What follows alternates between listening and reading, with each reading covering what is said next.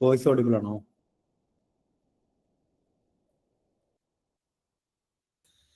Yes. Okay, thank you.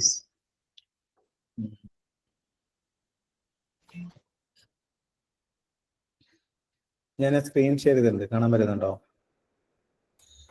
Yes. Okay.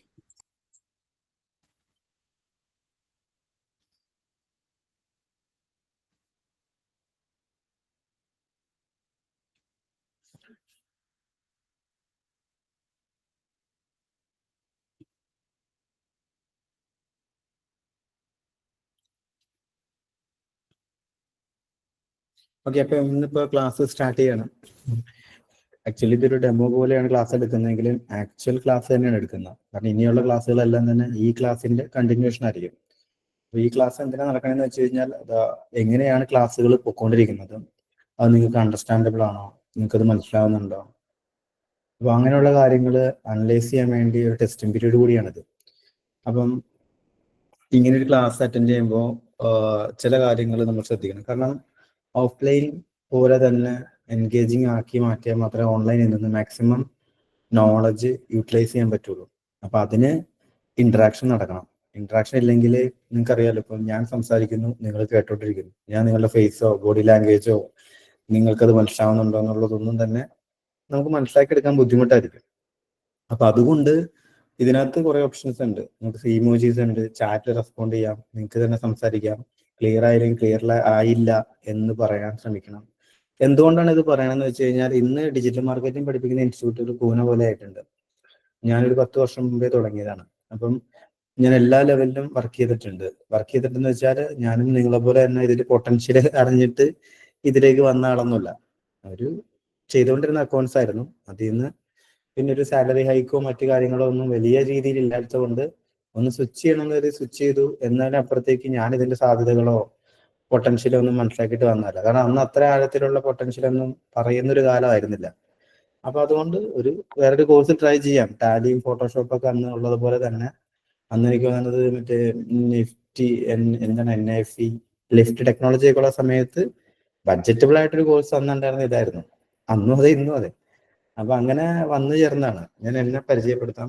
എൻ്റെ പേര് Jijo Joseph എന്നാണ്. അപ്പം ഞാൻ ആക്ച്വലി നിങ്ങളെപ്പോലെ ഡിജിറ്റൽ മാർക്കറ്റിംഗ് പണ്ട് പഠിച്ചതാണ്. പഠിച്ചതിന് ശേഷം ഒരു ഇന്റേൺഷിപ്പ് ചേർന്നു. ഇന്റേൺഷിപ്പ് കഴിഞ്ഞിട്ട് പിന്നെ ഒരു ഏജൻസിയിലാണ് കിട്ടിയത്. ഏജൻസി എന്ന് പറഞ്ഞാൽ ഈ ഡിജിറ്റൽ മാർക്കറ്റിംഗിന്റെ എല്ലാ ജോലികളും എല്ലാത്തരം വർക്കുകളും വന്ന് കൂടും. ഇപ്പോ എന്താ പറയാ, എല്ലാ റിയൽ എസ്റ്റേറ്റ് ഉണ്ടാകാം, ചിലപ്പോൾ മെഡിസിൻ, ഹെൽത്ത് കെയർ, അങ്ങനെ എല്ലാ വിഭാഗവും ഉണ്ടാകുന്ന ഒരു സ്ഥലമായിരിക്കും. അപ്പൊ നമ്മൾ പലതരത്തിലുള്ള ഇൻഡസ്ട്രിയിൽ നമുക്ക് വർക്ക് ചെയ്യാൻ പറ്റും. ഒരു സ്ഥലത്തിരുന്ന് വർക്ക് ചെയ്താലും വർക്ക് ചെയ്യുന്നത് മറ്റു ക്ലയൻസിന് വേണ്ടിയായിരിക്കും, അവരുടെ ബിസിനസ്സിന് വേണ്ടിയായിരിക്കും. അപ്പം ചിലപ്പോൾ UAEക്ക് വേണ്ടി, UK വേണ്ടി, ഇന്ത്യയിലുള്ള ക്ലയൻസിന് വേണ്ടി സ്മോൾ, മീഡിയം, ബിഗ്, പ്രീമിയം കമ്പനികൾ എല്ലാം തരം വരും. അപ്പൊ ഇവിടെ എല്ലാം നമ്മൾ ചെയ്യുന്ന ഡിജിറ്റൽ മാർക്കറ്റിംഗ് ആണെങ്കിലും അപ്രോച്ച് വ്യത്യാസം ഉണ്ടാവും, ക്ലയന്റ് മാനേജ്മെന്റിൽ വ്യത്യാസം ഉണ്ടാവും, നമ്മളുടെ ടൊണാലിറ്റിക്കും നമ്മൾ ഉണ്ടാകുന്ന സ്ട്രാറ്റജീസിക്കും എല്ലാം വ്യത്യാസം ഉണ്ടാവും. അപ്പൊ അന്നൊന്നും അത്ര വലിയ സ്ട്രാറ്റജി ഒന്നും വർക്ക്ഔട്ട് ചെയ്ത് വരുന്ന ഒരു കാലമായിരുന്നില്ല. അപ്പം ഞാൻ പറഞ്ഞു വന്നിത്രേ ഉള്ളൂ. ഞാൻ നിങ്ങൾക്ക് ക്ലാസ് എടുക്കുന്നതിന് മുമ്പ് എൻ്റെ എടുക്കാനുള്ള ഒരു എന്താ പറയാ ഒരു ക്വാളിറ്റി എന്ന് പറയുന്നത്, ഞാൻ സാധാരണ ഒരു ഇൻസ്റ്റിറ്റ്യൂട്ടിൽ പഠിച്ച് ഇന്റേൺഷിപ്പ് ചെയ്ത് 1 ഇയർ ഏജൻസിയിൽ വർക്ക് ചെയ്ത് പിന്നീട് ഫ്രീലാൻസർ ആവുകയും ഫ്രീലാൻസിൽ നിന്നും പിന്നീട് ഒരു യൂട്യൂബിൽ വീഡിയോ അതിൽ നിന്ന് ട്രെയിനിങ്ങിലേക്ക് വരികയും ട്രെയിനിങ്ങും ശേഷം ഫ്രീലാൻസിങ് ഒന്നിച്ച് കൊണ്ടുപോവുകയും അത് പിന്നെ ഓവർലോഡഡ് ആയി കഴിഞ്ഞപ്പോൾ സ്റ്റാഫിനെ വീടുകളിൽ ഇരുത്തി വർക്ക് ഫ്രം ഹോം ആയിട്ട് കൊടുക്കുകയായിരുന്നു ചെയ്ത.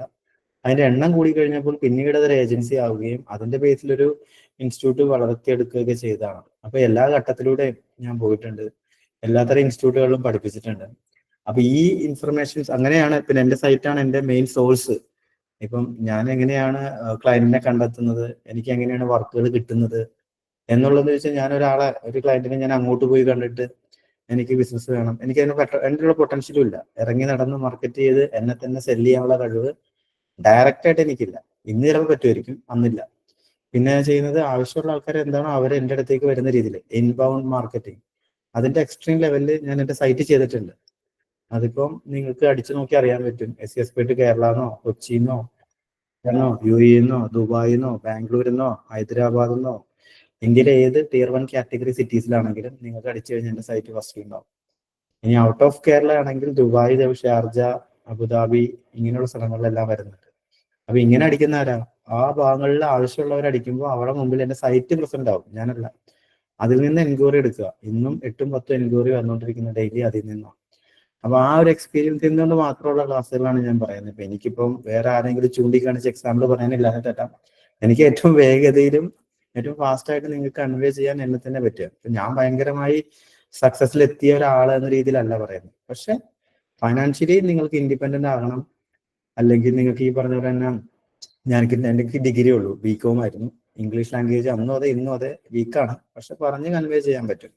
അപ്പൊ സാധാരണ ഒരു സ്റ്റേറ്റിൽ പഠിച്ച് ഡിഗ്രി കഴിഞ്ഞ് പ്രത്യേകിച്ച് ഗോളുകളൊന്നും ഇല്ലാതെ എവിടെയെങ്കിലും എത്തപ്പെടുന്നു പോകുന്ന ആൾക്കാരുണ്ടാവും. ഇതിലിപ്പോ ഗോളുള്ളവരുണ്ടാവും, അങ്ങനെ പലരും ഉണ്ടാവും. അപ്പൊ എന്റെ ഒരു ജീവിത സാഹചര്യം വെച്ചിട്ട് എനിക്ക് അങ്ങനെ ഒരു ഗോൾ ഓറിയന്റഡ് ആയിട്ടല്ല. എന്റെ പാരന്റ്സിന് അങ്ങനെ കാണാനുള്ള ഒരു ഇതില്ല. അവർക്ക് വിദ്യാഭ്യാസം തരാൻ അവർ തന്നു. പിന്നെ അതിൽ നിന്ന് ഞാൻ സ്വിച്ച് ചെയ്ത് എത്തിയതാണ് ഇതിലേക്ക്. അപ്പം എനിക്ക് പ്രോപ്പർ വിദ്യാഭ്യാസം കിട്ടിയിട്ടുണ്ട് ഡിഗ്രി വരെ. പിന്നീടുള്ളത് നമ്മൾ എങ്ങനെയോ ചെന്ന് വീണതാണ്. അപ്പൊ അങ്ങനെയുള്ള ഒരു കൂട്ടം ആൾക്കാർക്കാണ് നമ്മൾ ക്ലാസ്സുകൾ എടുക്കുന്നത്. അപ്പൊ അത് അറിയാം. ഡിജിറ്റൽ മാർക്കറ്റിംഗിലേക്ക് വരുന്നവരുടെ 3 എയിംസ് ഒന്ന് പറയുന്ന അവനവന്റെ കാര്യത്തിന് വേണ്ടിയായിരിക്കും വരുന്നവര്. മീൻസ് സെൽഫായിട്ട് ബിസിനസ് ഉള്ളവരുണ്ടാകാം. ചിലർ ഒന്നും അറിയാതെ ഈ ഇൻഡസ്ട്രിയായിട്ട് ഒരു ബന്ധം ഉണ്ടാവില്ല. എനിക്കറിയാം ഇതിനകത്തൊരു ഭൂരിപക്ഷം ആദ്യമായിട്ടായിരിക്കും വരുന്ന. ഓക്കെ, അങ്ങനെയുള്ളവരുണ്ടാവാം. പിന്നെ കുറച്ച് അറിയാവുന്ന ആൾക്കാരുണ്ടാവും. പിന്നെ ഏതെങ്കിലും സ്ഥലങ്ങളിൽ പഠിച്ചിട്ട് ഒന്നും മനസ്സിലാകാതെ ഡ്രോപ്പ് ഔട്ട് ആയ ആൾക്കാർ വന്നിട്ടുണ്ടാകാം. പിന്നെ ബിസിനസിന് വേണ്ടി ഫോക്കസ് ചെയ്യുന്ന ആൾക്കാരുണ്ടാകാം, അല്ലെങ്കിൽ അപ്ഗ്രേഡ് ചെയ്യാൻ പറ്റുന്ന ആൾക്കാരുണ്ടാവും. അപ്പൊ ഇവർക്ക് വേണ്ടി ചെയ്യുന്ന ഒരു ക്ലാസ് എന്ന രീതിയിൽ നമ്മൾ ഇതിന് ഫ്രണ്ട് സ്റ്റാർട്ട് ചെയ്യുന്നതാണ് ചെയ്യുന്നത്. അപ്പം ക്ലാസ് തുടങ്ങുന്നതിന് മുമ്പ് ഇതെല്ലാം പറയുന്നതിന് നിങ്ങളുടെ ഒരു പ്രൈമറി ഗോള് ഇത് പഠിക്കുക, ഇതിലൊരു ജോലിയോ ഫ്രീലാൻസറോ ഓൺ ബിസിനസിന് വേണ്ടിയാണെങ്കിൽ മാത്രമേ ഞാനിത് ക്ലാസ്സുകൾ ഞങ്ങൾ അല്ലെങ്കിൽ ഒരു കൂട്ടം ആൾക്കാർ എടുക്കുന്ന ഒരു കാര്യമുള്ളൂ. നിങ്ങൾക്ക് അങ്ങനെ ഒരു ഗോളില്ല, ആഡ് ഓൺ ആയിട്ട് പഠിക്കാൻ വന്നേക്കാണ്, താൽക്കാലികമായി പഠിക്കാൻ വരികയാണ്, അങ്ങനെയൊക്കെ ചിന്തിക്കുന്നവര് ഫോക്കസ് ചെയ്യാതിരിക്കുക. അല്ലാത്ത എല്ലാവർക്കും ഇതിപ്പം സീരിയസ് ആയിട്ട് കാണുന്ന ആൾക്കാർക്ക് നമ്മൾക്ക് അതുപോലെയാണ് സിലബസ് വെച്ചിരിക്കുന്നത്. അപ്പം ആ ഒരു സീരിയസ്നെസ് ഇന്ന് നിങ്ങൾക്ക് എത്ര ക്യൂരിയോസിറ്റി ഉണ്ടോ, ആ ക്യൂരിയോസിറ്റിയും ആ ഒരു കൺസിസ്റ്റൻസിയും നിങ്ങൾ ത്രൂ ഔട്ട് മെയിൻറ്റെയിൻ ചെയ്യുകയാണെങ്കിൽ this is the best option. അതിനൊരു സംശയമില്ല.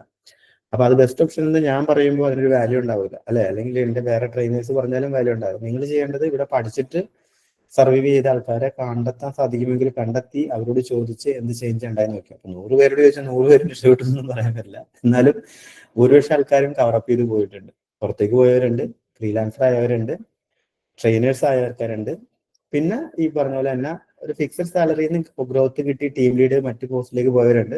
ഈവൻ വലിയ ഗ്രോത്ത് ഒന്നും ഇല്ലാതെ പോകുന്ന ഒരു കൂട്ടം ആൾക്കാരുണ്ട്. അതിന് കാരണം ഞാനൊരിക്കലും അവരെ കുറ്റം പറയില്ല, പക്ഷെ അവരെ അപ്ഗ്രേഡ് ചെയ്യാനോ പുതിയതായിട്ട് പഠിക്കാനോ ഒന്നും റെഡി ആവില്ല. ഒരു ട്രെയിനേഴ്സ് ഇൻസ്റ്റിറ്റ്യൂട്ടിന് കൊടുക്കാവുന്ന ലിമിറ്റേഷൻസ് ഉണ്ട്. അപ്പൊ അതിനപ്പുറത്തേക്ക് വളരണമെന്നുണ്ടെങ്കിൽ നിങ്ങൾ സെൽഫായിട്ട് നമുക്കൊരു ബേസ് ഉണ്ടാക്കി കഴിഞ്ഞാൽ അവിടെ ചവിട്ടി എങ്ങോട്ട് വേണം ഇത് പോകാൻ പറ്റും. കാരണം നമുക്കുള്ള സമയത്ത് ഇത്രയും പവർഫുൾ ആയിരുന്നില്ല. ഇന്നൊരു നോളജിനെ നിങ്ങൾക്ക് ഏതറ്റം വരെ ചെകഞ്ഞു നോക്കി പഠിക്കാൻ പറ്റും. രണ്ടാമത്തെ കേസ് എന്ന് പറയുന്നത് ഏതൊരു ട്രെയിനിങ് ഇൻസ്റ്റിറ്റ്യൂട്ട് മോശമാകുന്നതും ട്രെയിനർ മോശമാകുന്നതിന്റെയും പ്രധാനപ്പെട്ട കാരണങ്ങളിൽ ഒന്ന് നിങ്ങൾ തന്നെയാണ്. ഒന്നും ചോദിക്കാതിരിക്കുക, ഒന്നും മിണ്ടാതിരിക്കുക, മനസ്സിലായില്ലെങ്കിൽ മനസ്സിലായില്ല എന്ന് പറയാ. ബാക്കി ഒരു 5 പേര് ഓക്കെ പറഞ്ഞാൽ എന്നാ ഞാനും ഓക്കെ പറഞ്ഞേക്കാം. ഇങ്ങനെയുള്ളൊരു മൈൻഡ് സെറ്റ് നിങ്ങൾ വെച്ച് പുലർത്തരുത്. മനസ്സിലായില്ലെങ്കിൽ മനസ്സിലായില്ല എന്നേ, ക്ലിയർ ആയില്ലെങ്കിൽ ക്ലിയർ ആയില്ല. അത് മറ്റുള്ളവർ പറയുന്നുണ്ടോ ഇല്ലെന്നൊന്നും നിങ്ങൾ നോക്കേണ്ട ആവശ്യമില്ല. നമ്മൾ പൈസ കൊടുത്തിട്ടുണ്ട്, നമുക്കതിനുള്ള പ്രിവിലേജ് ഉണ്ട് ചോദിക്കാൻ.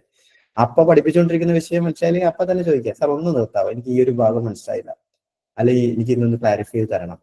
അങ്ങനെ ചോദിക്കാനുള്ള ഒരു കറേജ് നിങ്ങൾ കാണിച്ചാൽ, അല്ലെങ്കിൽ ഞാൻ പഠിപ്പിച്ചൊരു വിഷയം പിറ്റേ ദിവസം നിങ്ങൾ പഠിച്ചതിന് ശേഷം നിങ്ങൾ സെൽഫ് ലേണിംഗ് ചെയ്തൊരു പുതിയ ഇൻഫർമേഷൻ ആയിട്ട് വന്ന് തിരിച്ചെന്നോട് ചോദിച്ചു കഴിയുമ്പോൾ എനിക്ക് ഉത്തരം ഇല്ലാതെ ആയി കഴിഞ്ഞാൽ ചിലപ്പോൾ നെക്സ്റ്റ് ഡേ എനിക്ക് കവറപ്പ് ചെയ്യാൻ പറ്റും. പക്ഷെ പറ്റിയില്ല, അടുത്ത ദിവസം വലിയൊരു ചോദ്യം വന്നു, പിന്നെയും വന്നു. എന്താ സംഭവിക്കുക? ആസ് എ ട്രെയിനർ എന്ന രീതിയിൽ എന്റെ കോൺഫിഡൻസ് കുറയും, ഞാൻ ചിലപ്പോൾ ഇൻഡസ്ട്രിയിൽ നിന്ന് വാങ്ങി പോവുകയും ചെയ്യും. അത് അവിടെയുള്ള എല്ലാ ട്രെയിനേഴ്സിനോടും ചോദിക്കുമ്പോൾ എന്ത് സംഭവിക്കും? അവരെല്ലാം ചലഞ്ചിങ് ആവും. അങ്ങനെയാണോ ഇൻസ്റ്റിറ്റ്യൂട്ടുകൾ പൂട്ടിക്കുന്നതും ഇൻസ്റ്റിറ്റ്യൂട്ടുകൾ അപ്ഗ്രേഡ് ചെയ്യുന്നതും? 2 ചാൻസ് ഉള്ള സമയത്ത് ഒന്നെങ്കിൽ ട്രെയിനേഴ്സിന് അപ്ഗ്രേഡ് ആകാം, അല്ലെങ്കിൽ എന്ത് ചെയ്യാം, ട്രെയിനേഴ്സിന് ആ ജോലി നിർത്താം.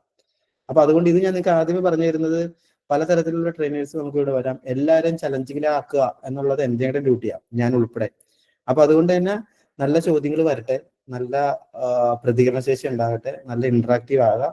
അത് ഏറ്റവും മാന്യമായ രീതിയിൽ നിങ്ങൾക്ക് അവരോട് ചോദിക്കാം എന്നുള്ളതാണ്. പിന്നെ മനുഷ്യരാണ്, ചിലപ്പോൾ എല്ലാത്തിനും സ്പോണ്ടേനിയസ് ആയിട്ട് റെസ്പോണ്ട് ചെയ്യാൻ പറ്റുന്നറിയില്ല. കാരണം അത്രയും ചേഞ്ചസ് വരുന്ന ഒരു ഇൻഡസ്ട്രിയാണ്. ഒന്ന് ചോദിച്ചു, അടുത്ത ക്ലാസ്സിൽ അത് കവർ ആയില്ലെങ്കിലാണ് അത് ചോദ്യം ചെയ്യപ്പെടേണ്ടതുള്ളൂ. ഓക്കെ, അപ്പൊ ഇത്രയും കാര്യങ്ങൾ മനസ്സിൽ വെച്ചിട്ട് നിങ്ങളൊരു സ്പോഞ്ച് പോലെ മാക്സിമം നോളജ് വലിച്ചെടുക്കാൻ മനസ്സുകൊണ്ട് റെഡിയാകുക, ശരീരം കൊണ്ട് റെഡിയാകുക. നിങ്ങൾ ഇന്നും വിശ്വസിക്കുന്നത് 100% ഒപ്റ്റിമൈസ്ഡ് ആയിട്ടുള്ള ഒരു ബോഡി ഉണ്ടെങ്കിൽ മാത്രമാണ് 100% ഒപ്റ്റിമൈസ്ഡ് ആയിട്ടുള്ള മൈൻഡ് സെറ്റ് നിൽക്കുള്ളൂ.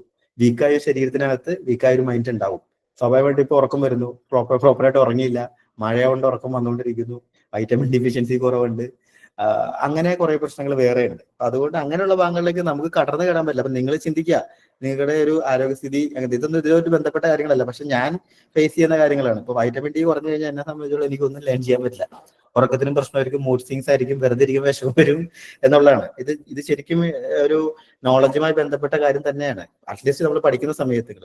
പിന്നെ നിങ്ങളൊരു പുതിയ വിഷയം പഠിക്കുകയാണ്, എപ്പോഴും ഓർഗനൈസ്ഡ് ആയിട്ട് പഠിക്കാൻ ശ്രമിക്കുക. അതെന്തിനാ അങ്ങനെ പറയണമെന്ന് വെച്ച് കഴിഞ്ഞാൽ, നമ്മളൊരു വിഷയം പഠിക്കുമ്പോൾ ഒരു ഫോൾഡർ ഉണ്ടാക്കുന്നു, ഡിജിറ്റൽ മാർക്കറ്റിംഗ്, അതിൽ SEO എടുക്കുമ്പോൾ ഒരു ഫോൾഡർ ഉണ്ടാക്കുന്നു, അതുമായി ബന്ധപ്പെട്ട ഇൻഫർമേഷൻസ് നോട്ടീസ് ചെയ്ത് വെക്കുന്നു. കാണാപ്പാടം പഠിക്കാനല്ല, അത് ഓർഗനൈസ് ചെയ്ത് പോകുമ്പോൾ നമുക്ക് തന്നെ ഒരു സെൽഫ് എസ്റ്റീം കൂടും. നമ്മളിത് പ്രോപ്പറായിട്ടാണ് പോണ, സ്ട്രക്ചർഡ് ആയിട്ടാ പോകുന്ന, നമുക്ക് എല്ലാം കിട്ടുന്നുണ്ട്, അഡീഷണൽ നോളജ് ആഡ് ചെയ്യുന്നു എന്നുള്ളത്. പിന്നീട് നിങ്ങൾ ഒരിക്കൽ പോലും തുറന്നു നോക്കിയില്ലെങ്കിൽ ഞാൻ ഒന്നും പറയില്ല, പക്ഷെ അത് മെയിൻറ്റെയിൻ ചെയ്യുക, സ്ട്രക്ചർ ചെയ്യുക, ഇൻഫർമേഷൻസിനെ അങ്ങനെ കൂട്ടി വെക്കുക എന്ന് പറയുന്നത് ഒരു ക്വാളിറ്റിയാണ്. അതുപോലെ തന്നെ ക്ലാസ്സുകൾ ഇരിക്കുമ്പോൾ എങ്ങനെയാണ് നിങ്ങൾ ഇങ്ങനെ ഇരിക്കുന്നതെന്ന് എനിക്കറിയില്ല. ചിലർ കിടന്നുകൊണ്ടായിരിക്കും ക്ലാസ് അറ്റൻഡ് ചെയ്യുക, നടന്നുകൊണ്ട് അറ്റൻഡ് ചെയ്യുന്നവരുണ്ടാവും, സൈഡിൽ ചാരിയിരിക്കും, നോയ്സ് ചെയ്യാൻ സ്ഥലത്ത് ഇരിക്കുന്നവരുണ്ടാകാം. സോ അതുകൊണ്ട് മാക്സിമം ഏറ്റവും കംഫർട്ടബിൾ ആയ സ്ഥലത്ത് ഇരിക്കാൻ ശ്രമിക്കുക. ഹെഡ്ഫോൺ ഉപയോഗിക്കുകയാണെങ്കിൽ അത്രയും നല്ലത്. നിങ്ങൾക്ക് കംഫർട്ടബിൾ ആയ സ്ഥലത്ത് ഹെഡ്ഫോൺ ഉപയോഗിച്ച് പ്രോപ്പർ ആയിട്ടുള്ള ബോഡി പോസ്ചർ മെയിൻറ്റെയിൻ ചെയ്തുകൊണ്ട് ക്ലാസ് അറ്റൻഡ് ചെയ്യാൻ ശ്രമിക്കുക. കാരണം നോളജ് തരിക എന്നുള്ളതിനുപരി അത് സ്വീകരിക്കുന്ന ആളെ എങ്ങനെയാണ് അതിനെ സ്വീകരിക്കുന്നത് എന്നുള്ളത് വളരെയധികം ഇമ്പോർട്ടന്റ് ആണ്. അപ്പൊ അതുകൊണ്ട് അത് ചെയ്യാൻ ശ്രമിക്കുക. നമ്മളൊരു സർജറി നടക്കുമ്പോൾ പേഷ്യന്റ് ഇറങ്ങി ഓടി എന്ത് സംഭവിക്കും, അതുപോലെ ആവും ഇടയ്ക്ക് വെച്ച് 2 ക്ലാസ് അറ്റൻഡ് ചെയ്യാണ്ടിരിക്കുക, ഇടയ്ക്ക് വെച്ച് വേറെ എന്തെങ്കിലും പണിക്ക് പോവുക, ഫ്രിഡ്ജിൽ നിന്ന് വെള്ളം എടുക്കാൻ തിരിച്ചു വരുമ്പോൾ ഒരു മെയിൻ പോയിന്റ് കഴിഞ്ഞിട്ടുണ്ടാവും. അപ്പൊ അതങ്ങനെയൊന്നും ചെയ്യാണ്ടിരിക്കുക. നമുക്കിങ്ങനെ മൈക്രോ മാനേജ്മെന്റ് ചെയ്യാൻ താല്പര്യമില്ലാത്തതുകൊണ്ടാണ് ഞാൻ പറയുന്നത്, ഇങ്ങനെയുള്ള കുഞ്ഞു കുഞ്ഞു കാര്യങ്ങൾ ശ്രദ്ധിക്കുക. തൽക്കാലത്തേക്ക് പോസ് ചെയ്യുക നിങ്ങളുടെ ബാക്കിയുള്ള ആക്ടിവിറ്റീസ്, ഇൻസ്റ്റാഗ്രാമിൽ പോകുന്നതും റീൽ അയക്കുന്നതും മെസ്സേജിന് റെസ്പോണ്ട് ചെയ്യുന്നതൊക്കെ 1 മണിക്കൂറെങ്കിലും നിങ്ങൾക്ക് ഇതിൽ നിന്ന് അവോയ്ഡ് ചെയ്തിരിക്കാൻ പറ്റിയെങ്കിൽ അത് വലിയൊരു കാര്യമാണ്. അതിനിടയിൽ നിങ്ങളുടെ കൈ പോകുന്നുണ്ട്, കണ്ണ് പോകുന്നുണ്ട്, ശബ്ദത്തിനൊപ്പം നിങ്ങളുടെ ബ്രെയിൻ സെറ്റിന് കാര്യമായ തകരാറ് സംഭവിച്ചിട്ടുണ്ട്. എന്ന് വെച്ചാൽ അതൊരു മെഡിറ്റേഷൻ ആയിട്ട് കാണുക ഈ ക്ലാസ്സിനെ. 1 hour നിങ്ങൾക്ക് ഫുള്ളി ഫോക്കസ്ഡ് ആയിട്ട് ഒരു കാര്യത്തിൽ ഇരിക്കാൻ പറ്റുന്നുണ്ടെങ്കിൽ പിന്നെ നിങ്ങൾ ഈസിയാ. അപ്പൊ അത് നിങ്ങൾക്ക് പറ്റുന്നില്ലെങ്കിൽ നിങ്ങൾ ഇന്ന് തൊട്ട് ട്രെയിൻ ചെയ്യുക. തൽക്കാലത്തേക്ക് ബാക്കിയുള്ള ആക്ടിവിറ്റികളിൽ ക്ലോസ് ചെയ്യാനേ പറ്റുള്ളൂ. അത് നിങ്ങൾ നിങ്ങളുടെ ബ്രെയിൻ ഇൻസ്ട്രക്ഷൻ കൊടുക്കുക, ഇനി ഞാനിപ്പോ ഒരു 1 hour വേറെ ഒന്നിലേക്ക് മാറില്ല എന്നുള്ളതാണ്. അല്ലെങ്കിൽ നിങ്ങൾ മൊബൈൽ ഫോൺ അഡിക്ഷനിലേക്ക് എത്തിയുന്ന അവസ്ഥ. അപ്പൊ അതിന് തിരിച്ചു വരാനും കൂടെ ഈ ക്ലാസ് ഉപകരിക്കട്ടെ. പിന്നെ ഇതിനൊപ്പം വേണ്ടുന്ന ഒരു ഹാബിറ്റാണ് reading habit, self analysing habit. ഇന്ന് എക്സ്പേർട്ട് ആണ്, അല്ലെങ്കിൽ ഇന്ന് ഫ്രീലാൻസ് ചെയ്യുന്ന സർവൈവ് ചെയ്ത് വിദേശത്ത് പോയുള്ളവരുടെ ഹിസ്റ്ററി നോക്കി അറിയാൻ പറ്റും. അവരെല്ലാം ഇൻസ്റ്റിറ്റ്യൂട്ടിൽ പറഞ്ഞിരിക്കുന്ന ആ പരിമിതി സമയത്ത് പഠിച്ചവരല്ല, അതിനുശേഷം പഠിച്ചവരും. കാരണം ഒരു നോളജ് നമുക്ക് ഇഷ്ടപ്പെട്ട് പഠിക്കുകയാണെങ്കിൽ സമയം എന്നൊരു വിഷയമല്ല. ചിലപ്പോൾ വണ്ടിയിലിരിക്കുമ്പോഴായിരിക്കാം, നടക്കുമ്പോഴായിരിക്കാം, നിങ്ങൾക്ക് ഫ്രീ ടൈം കിട്ടുമ്പോഴായിരിക്കും നിങ്ങൾ പഠിക്കുക. ChatGPT-യോ DeepSeek-ഓ ഗൂഗിളോ യൂട്യൂബോ ഇൻസ്റ്റാഗ്രാമിൽ ഫോളോ ചെയ്യുന്ന പേജുകളോ ഏതെങ്കിലും കമ്മ്യൂണിറ്റി ഗ്രൂപ്പുകളോ ഏതൊക്കെ സ്ഥലങ്ങളിൽ നിന്ന് നിങ്ങൾക്ക് ഇൻഫർമേഷൻ ഗ്യാദർ ചെയ്തെടുക്കാവോ അവിടെ നിന്ന് എല്ലാ ഇൻഫർമേഷൻ ഗ്യാദർ ചെയ്യുകയാണെങ്കിൽ നമ്മുടെ കോഴ്സ് തീരുമ്പോൾ നിങ്ങളൊരു എക്സ്പേർട്ട് ലെവലിലേക്ക് എത്തും. ആക്കാൻ പറ്റില്ല, അത് ആവാനേ പറ്റുള്ളൂ. അല്ലാണ്ട് ഈ ഒരു മണിക്കൂറുകൾ മാത്രം ഇതിനു വേണ്ടി ഇൻവെസ്റ്റ് ചെയ്യുകയും ബാക്കിയുള്ള നിങ്ങളുടെ 21 മണിക്കൂർ നിങ്ങൾ ഇതിനെക്കുറിച്ച് ചിന്തിക്കാതിരിക്കുകയും ചെയ്യരുത്. അങ്ങനെയൊന്നല്ല.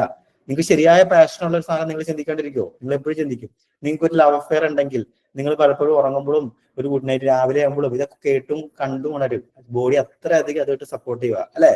അപ്പൊ അതേപോലെ തന്നെ ഇതിനോടൊരു പ്രേമം വേണം. അപ്പൊ അതുകൊണ്ട് തന്നെ എപ്പോഴും ഇതിനെക്കുറിച്ച് ആലോചിക്കുക, ഇതിൽ വളരുന്നതിനെ കുറിച്ച് ചിന്തിക്കുക, ഫൈനാൻഷ്യലി ഇൻഡിപെൻഡന്റ് ആകുക എന്ന് പറയും.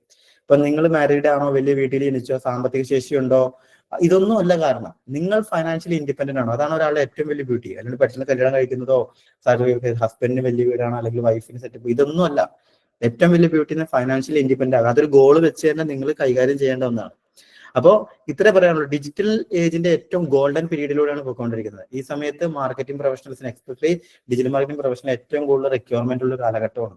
അത് പ്രോപ്പറായിട്ട് യൂട്ടിലൈസ് ചെയ്യാൻ ആകെ വേണ്ടത് ഞാൻ ഇപ്പോഴും എഴുതി തരാം. നിങ്ങൾ 4 months പ്രോപ്പറായിട്ട് ഈ ക്ലാസ്സുകൾ ഇരുന്ന് ഗ്യാദർ ചെയ്ത് നോളജ് എടുത്ത് പിക്ക് ചെയ്യുകയാണെങ്കിൽ 4 months വേണ്ട, 2-3 months തന്നെ നിങ്ങൾക്ക് ജോബ് അപ്ലൈ ചെയ്ത് തുടങ്ങാം. ചിലർ ജോലിക്ക് കയറിയിട്ട് ക്ലാസ് അറ്റൻഡ് ചെയ്യുന്നവരെ എനിക്കറിയാം. കാരണം ആദ്യത്തെ 2 മൊഡ്യൂൾ കഴിയുമ്പോഴത്തേന് SEO തീരും. SEOക്ക് വേണമെങ്കിൽ അപ്ലൈ ചെയ്യാം. നല്ല കാലം ചില ആൾക്കാർ എല്ലാത്തിനും ഇങ്ങനെ കംഫർട്ട് സോൺ നോക്കിയിരിക്കും. ഇതുപോലെ അങ്ങനെ ചിന്തിക്കല്ലേ. ഞാൻ പഠിക്കുന്ന സമയത്ത് എനിക്ക് നോളജ് ഫുള്ള് കിട്ടിയിട്ടില്ല. അന്ന് അത്ര ഇൻഫർമേഷൻ തരാനില്ലായിരുന്നു. പകുതി നോളജും കൊണ്ടാണ് ഞാൻ ജോലിക്ക്, നിങ്ങളോട് അങ്ങനെ ഞാൻ പറയുന്നില്ല, അങ്ങനെയാണ് ഞാൻ ജോലിക്ക് കയറിയത്. ആ സ്ഥാപനത്തിൽ നിന്നുകൊണ്ടാണ് ഞാൻ സർവൈവ് ചെയ്തത്. അന്നത്തെ അവസ്ഥ അതായിരുന്നു. നമുക്ക് ഇത്രയധികം നെറ്റ് ഇല്ല. ഇന്റർനെറ്റിന് 1 GB 250 രൂപയായിരുന്നു.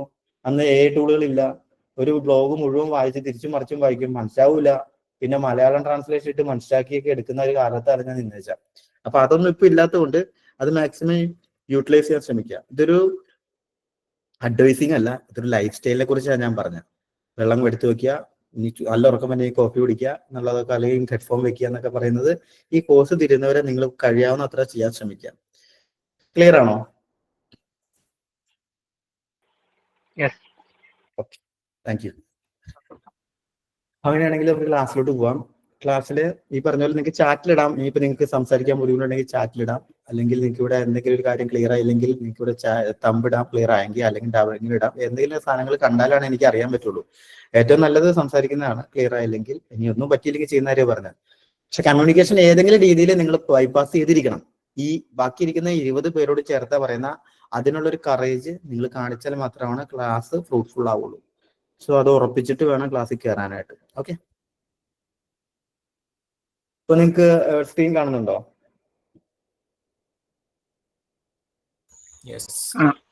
യെസ്.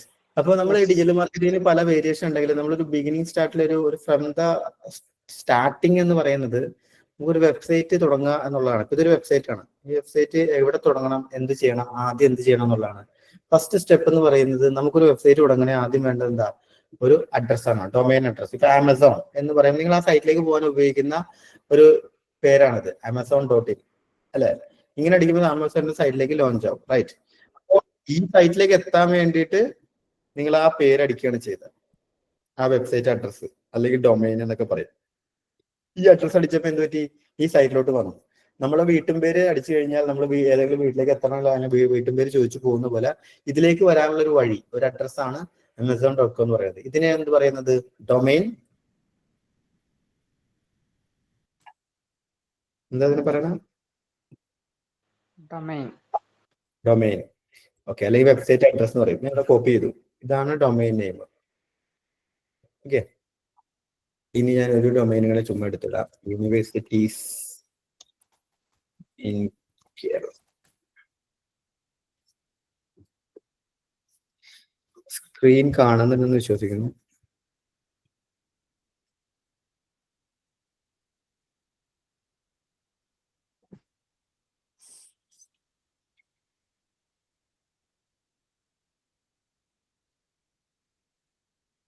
ഓക്കെ, അപ്പൊ ഇവിടെ ഡൊമൈൻ നെയിം എന്ന് പറയുമ്പോൾ ഇതാണ്. ഈ ഡൊമൈനെ കുറിച്ച് നമുക്ക് ഇപ്പോൾ അതിനു മുമ്പ് ഒരു വിഷയങ്ങൾ ഞാൻ കാണിച്ചു തരാം. നിങ്ങൾക്ക് ഇപ്പൊ ഇതിനകത്ത് ബേസിക് ആയിട്ട് ഈ ഡിജിറ്റൽ മാർക്കറ്റിംഗിൽ പല വിഷയങ്ങളുണ്ടെങ്കിലും ജോലിയുടെ അടിസ്ഥാനത്തിൽ ഇന്ന് ഏറ്റവും കൂടുതൽ ജോലികൾ ഇന്ന് കിട്ടിക്കൊണ്ടിരിക്കുന്നതിന്റെ അടിസ്ഥാനത്തിൽ പറയുകയാണെങ്കിൽ 3 വിഭാഗങ്ങളിലാണ് നിങ്ങൾ ഇത് പഠിച്ചു കഴിഞ്ഞാൽ നിങ്ങൾക്ക് ജോലി കിട്ടുക. ഒന്നെന്ന് പറയുന്നത് SEO ആണ്. അപ്പൊ ഞാൻ SEOയിലാണ് കൂടുതൽ സ്പെഷ്യലൈസ് ചെയ്തിരിക്കുന്നത്. SEO എക്സ്പേർട്ട്, SEO അനലിസ്റ്റ് എന്നൊക്കെ പറയുന്ന ജോലികളുണ്ടാവും. അല്ലെങ്കിൽ Google ads paid, PPC expert, Google ad expert എന്നൊക്കെ പറയുന്ന ഒരു ഏരിയ ഉണ്ട്. പിന്നെ social media manager, social media executive, social media expert എന്നൊക്കെ പറയും. ഇപ്പൊ social media, Google ads, SEO ഇതാണ് ജോലികളെ 3ആയിട്ട് തരംതിരിച്ചാൽ ഏറ്റവും കൂടുതൽ ജോബ് വേക്കൻസീസ് വന്നുകൊണ്ടിരിക്കുന്നത്. ഇപ്പൊ നിങ്ങൾ ഇതിൽ ഏത് ചൂസ് ചെയ്യുമെന്ന് പറഞ്ഞാൽ നിങ്ങൾക്ക് അറിയാൻ പറ്റുള്ളൂ. കാരണം ഈ കോഴ്സുകൾ കഴിയുമ്പോൾ ചിലപ്പോൾ ചിലർക്ക് സോഷ്യൽ മീഡിയ ആയിരിക്കും ഇഷ്ടപ്പെടുക, ഗൂഗിൾ ആഡ് ആയിരിക്കും ഇഷ്ടപ്പെടുക, SEO ആയിരിക്കും ഇഷ്ടപ്പെടുക. അത് depend on the mind set, അല്ലെങ്കിൽ എടുക്കുന്ന ട്രെയിനേഴ്സ് നിങ്ങൾക്ക് തരുന്ന ഒരു എനർജി, അല്ലെങ്കിൽ നിങ്ങൾക്ക് ചിലപ്പോൾ ആദ്യം ജോലി കിട്ടുന്നത് ചിലപ്പോൾ SEOയിലായിരിക്കും. അപ്പൊ അതിനോടുള്ള ഇഷ്ടം വരാം. അങ്ങനെ പല രീതിയിലാണ് അതിലേക്ക് എത്തപ്പെടുന്നത്. അപ്പൊ ആ ചോയ്സ് നിങ്ങളുടെ കയ്യിലാണ്. പക്ഷെ 3ആയിട്ട് തിരിച്ചിട്ടുണ്ട്. അപ്പൊ ഇതിനകത്ത് ഗൂഗിൾ ആഡ് എന്താണെന്നും SEO എന്താണെന്നും പെട്ടെന്ന് ഞാൻ ഡിഫറൻഷിയേറ്റ് ചെയ്ത് തരാം. സ്ക്രീൻ കാണുന്നില്ലേ? യെസ്. ഞാനിതൊരു ബ്രൗസറാണ് ഓപ്പൺ ആക്കിയിരിക്കുന്നത്.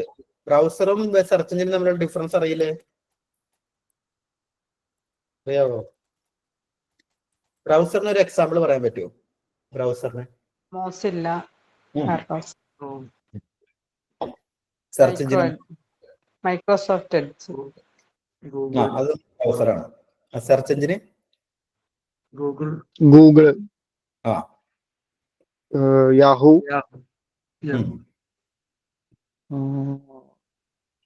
ഇവിടെ നോക്കി കഴിഞ്ഞാൽ ഇത് കുറച്ച് ബേസിക്സ് മാത്രമേ ഉള്ളൂ. ഞാൻ ചുമ്മാ പിക്ചർ എടുത്തുള്ളൂ.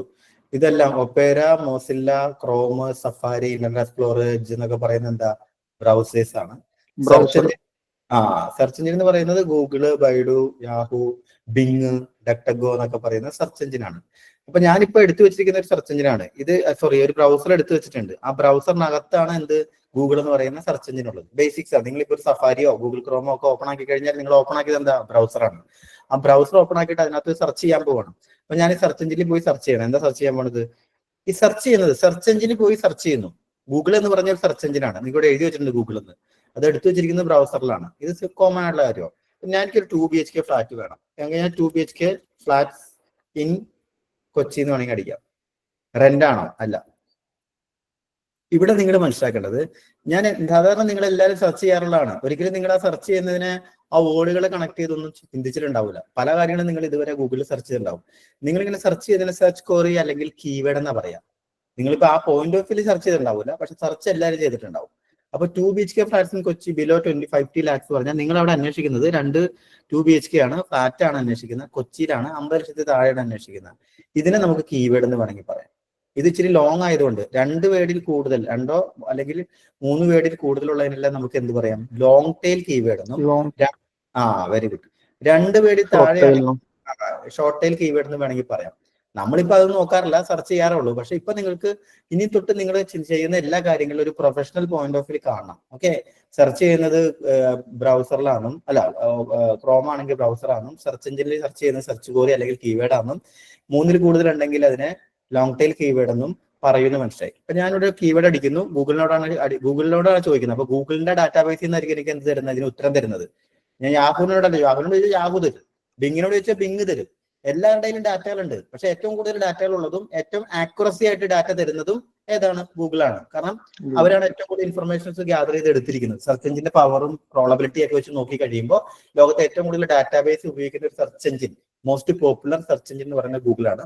അപ്പൊ അതുകൊണ്ട് ഞാൻ ഗൂഗിളിൽ സെർച്ച് ചെയ്യുന്നു. ഓട്ടോമാറ്റിക്കലി സെർച്ച് ചെയ്യുമ്പോൾ സെർച്ച് കൊടുത്തു. അപ്പോൾ ഗൂഗിളിനോടാ ചോദിച്ച സെർച്ച് കൊടുത്തു. ഇനി നിങ്ങൾ മനസ്സിലാക്കേണ്ട കാര്യം, ആദ്യത്തെ 1-2 റിസൾട്ടുകൾക്ക് ഒരു പ്രത്യേകതയുണ്ട്. 1, 2, സ്പോൺസേർഡ് ആണ്. Very good. സ്പോൺസേർഡ് എന്ന് ഇവിടെ എഴുതി വെച്ചിട്ടുണ്ട്. ഇതിനെ സ്പോൺസേർഡ് എന്ന് പറഞ്ഞാൽ എന്താ അതുകൊണ്ട് ഉദ്ദേശിക്കുന്നത്? ഈ കീവേഡ് ഗൂഗിളിന് പൈസ കൊടുത്ത്. Very good. ഈ കീവേഡ് ഗൂഗിളിലോട്ട് പൈസ കൊടുത്ത് പ്രൊമോഷൻ, അതുകൊണ്ടാണ് സ്പോൺസേർഡ്. ആ എമൗണ്ട് മേടിച്ചത് കൊണ്ടാണ് ഈ കമ്പനികൾ ഇവിടെ കാണിക്കുന്നത്. ഇവരുടെ വാലറ്റിൽ പൈസ ഉള്ളിടത്തോളം കാലം ഇവരെ കാണിക്കും. ഇപ്പൊ ഇവരുടെ 6-7 ക്ലിക്കിൽ, ഇപ്പോൾ ഉദാഹരണത്തിന് ഈ ഒരു കീവേഡിന് ഗൂഗിൾ ഇട്ടിരിക്കുന്ന വില 100 രൂപ എന്ന് വരിക, ഇവരുടെ വാലറ്റിൽ 500 രൂപ ഉള്ളെന്ന് വരിക. ഈ കീവേഡ് തന്നെ അടിച്ച് 5 തവണ ഒരാൾ ഈ സൈറ്റിൽ കയറിയാൽ ആ 500 രൂപ തീർന്നു. പിന്നെ ഇവരെ കാണിക്കുമോ? ഇല്ല. അവരുടെ വാലറ്റിൽ ഓരോരുത്തരും അങ്ങനെ തന്നെയാണ്. അപ്പൊ ഗൂഗിളിലോട്ട് പൈസ കൊടുത്ത് ഇതുപോലെ ഫസ്റ്റ് വരുന്ന, അല്ലെങ്കിൽ ഫസ്റ്റും സെക്കൻഡും തേർഡൊക്കെ വരുന്ന ഒരു പ്രോസസ്സിനെ ഗൂഗിൾ ആഡ് എന്ന് പറയും. ക്ലിയർ ആണോ? യെസ്. പിന്നെ താഴെ വരുന്ന നോക്കിക്കഴിഞ്ഞാൽ പൈസ കൊടുക്കാതെ വരുന്ന റിസൾട്ടുകളാണ്. ആദ്യത്തേത് പെയ്ഡ്, പൈസ കൊടുക്കൊണ്ട് ചെയ്ത റിസൾട്ടുകളെ പെയ്ഡ് റിസൾട്ട് എന്നും, പൈസ കൊടുക്കാതെ ഇങ്ങനെ വരുന്ന റിസൾട്ടിനെ അൺപെയ്ഡ് റിസൾട്ട് അല്ലെങ്കിൽ അതിനെ ഷോർട്ട് ആക്കിയിട്ട് SEO എന്ന് പറയും. ക്ലിയർ ആണോ? ഞാൻ നേരത്തെ പറഞ്ഞ പോലെ എനിക്ക് എൻക്വയറി വരുന്നതിൽ SEO എക്സ്പെർട്ട് ഇൻ കേരള എന്നടിക്കുന്നു. ഇതെന്റെ സൈറ്റ് വരുന്നു. എനിക്ക് ഇതുവഴി എൻക്വയറി വരുന്നുണ്ട്. അല്ലെങ്കിൽ എങ്ങനെയാണ് SEO, ഞാൻ വേറെ ഗൂഗിൾ ആഡ് ചെയ്യുന്നില്ല. ഇപ്പൊ കൊച്ചിന്ന് അടിച്ചു കഴിഞ്ഞാൽ പൊസിഷൻ ഇവിടെയുണ്ട്, അതിൽ വരുന്നു. ഇനി നമുക്ക് ദുബായ്, എവിടെയാണോ നമുക്ക് പ്രസന്റ് ആവേണ്ടത് ആ ഭാഗങ്ങളിൽ നിന്നെല്ലാം നമുക്ക് എൻക്വയറി പിക്ക് ചെയ്യാൻ പറ്റും. അതായത് ആളുകൾ സാധാരണ എന്താ ചെയ്യുന്നത്? അവർക്കൊരു റിക്വയർമെന്റ് ഉണ്ട്. ഒരു പ്രത്യേക മേഖലയിലുള്ള ഒരാളെ അവർ അന്വേഷിക്കുന്നു. എവിടെ? മിക്കവാറും ആൾക്കാർ അവരുടെ ലൊക്കേഷനുകൾ അന്വേഷിക്കും.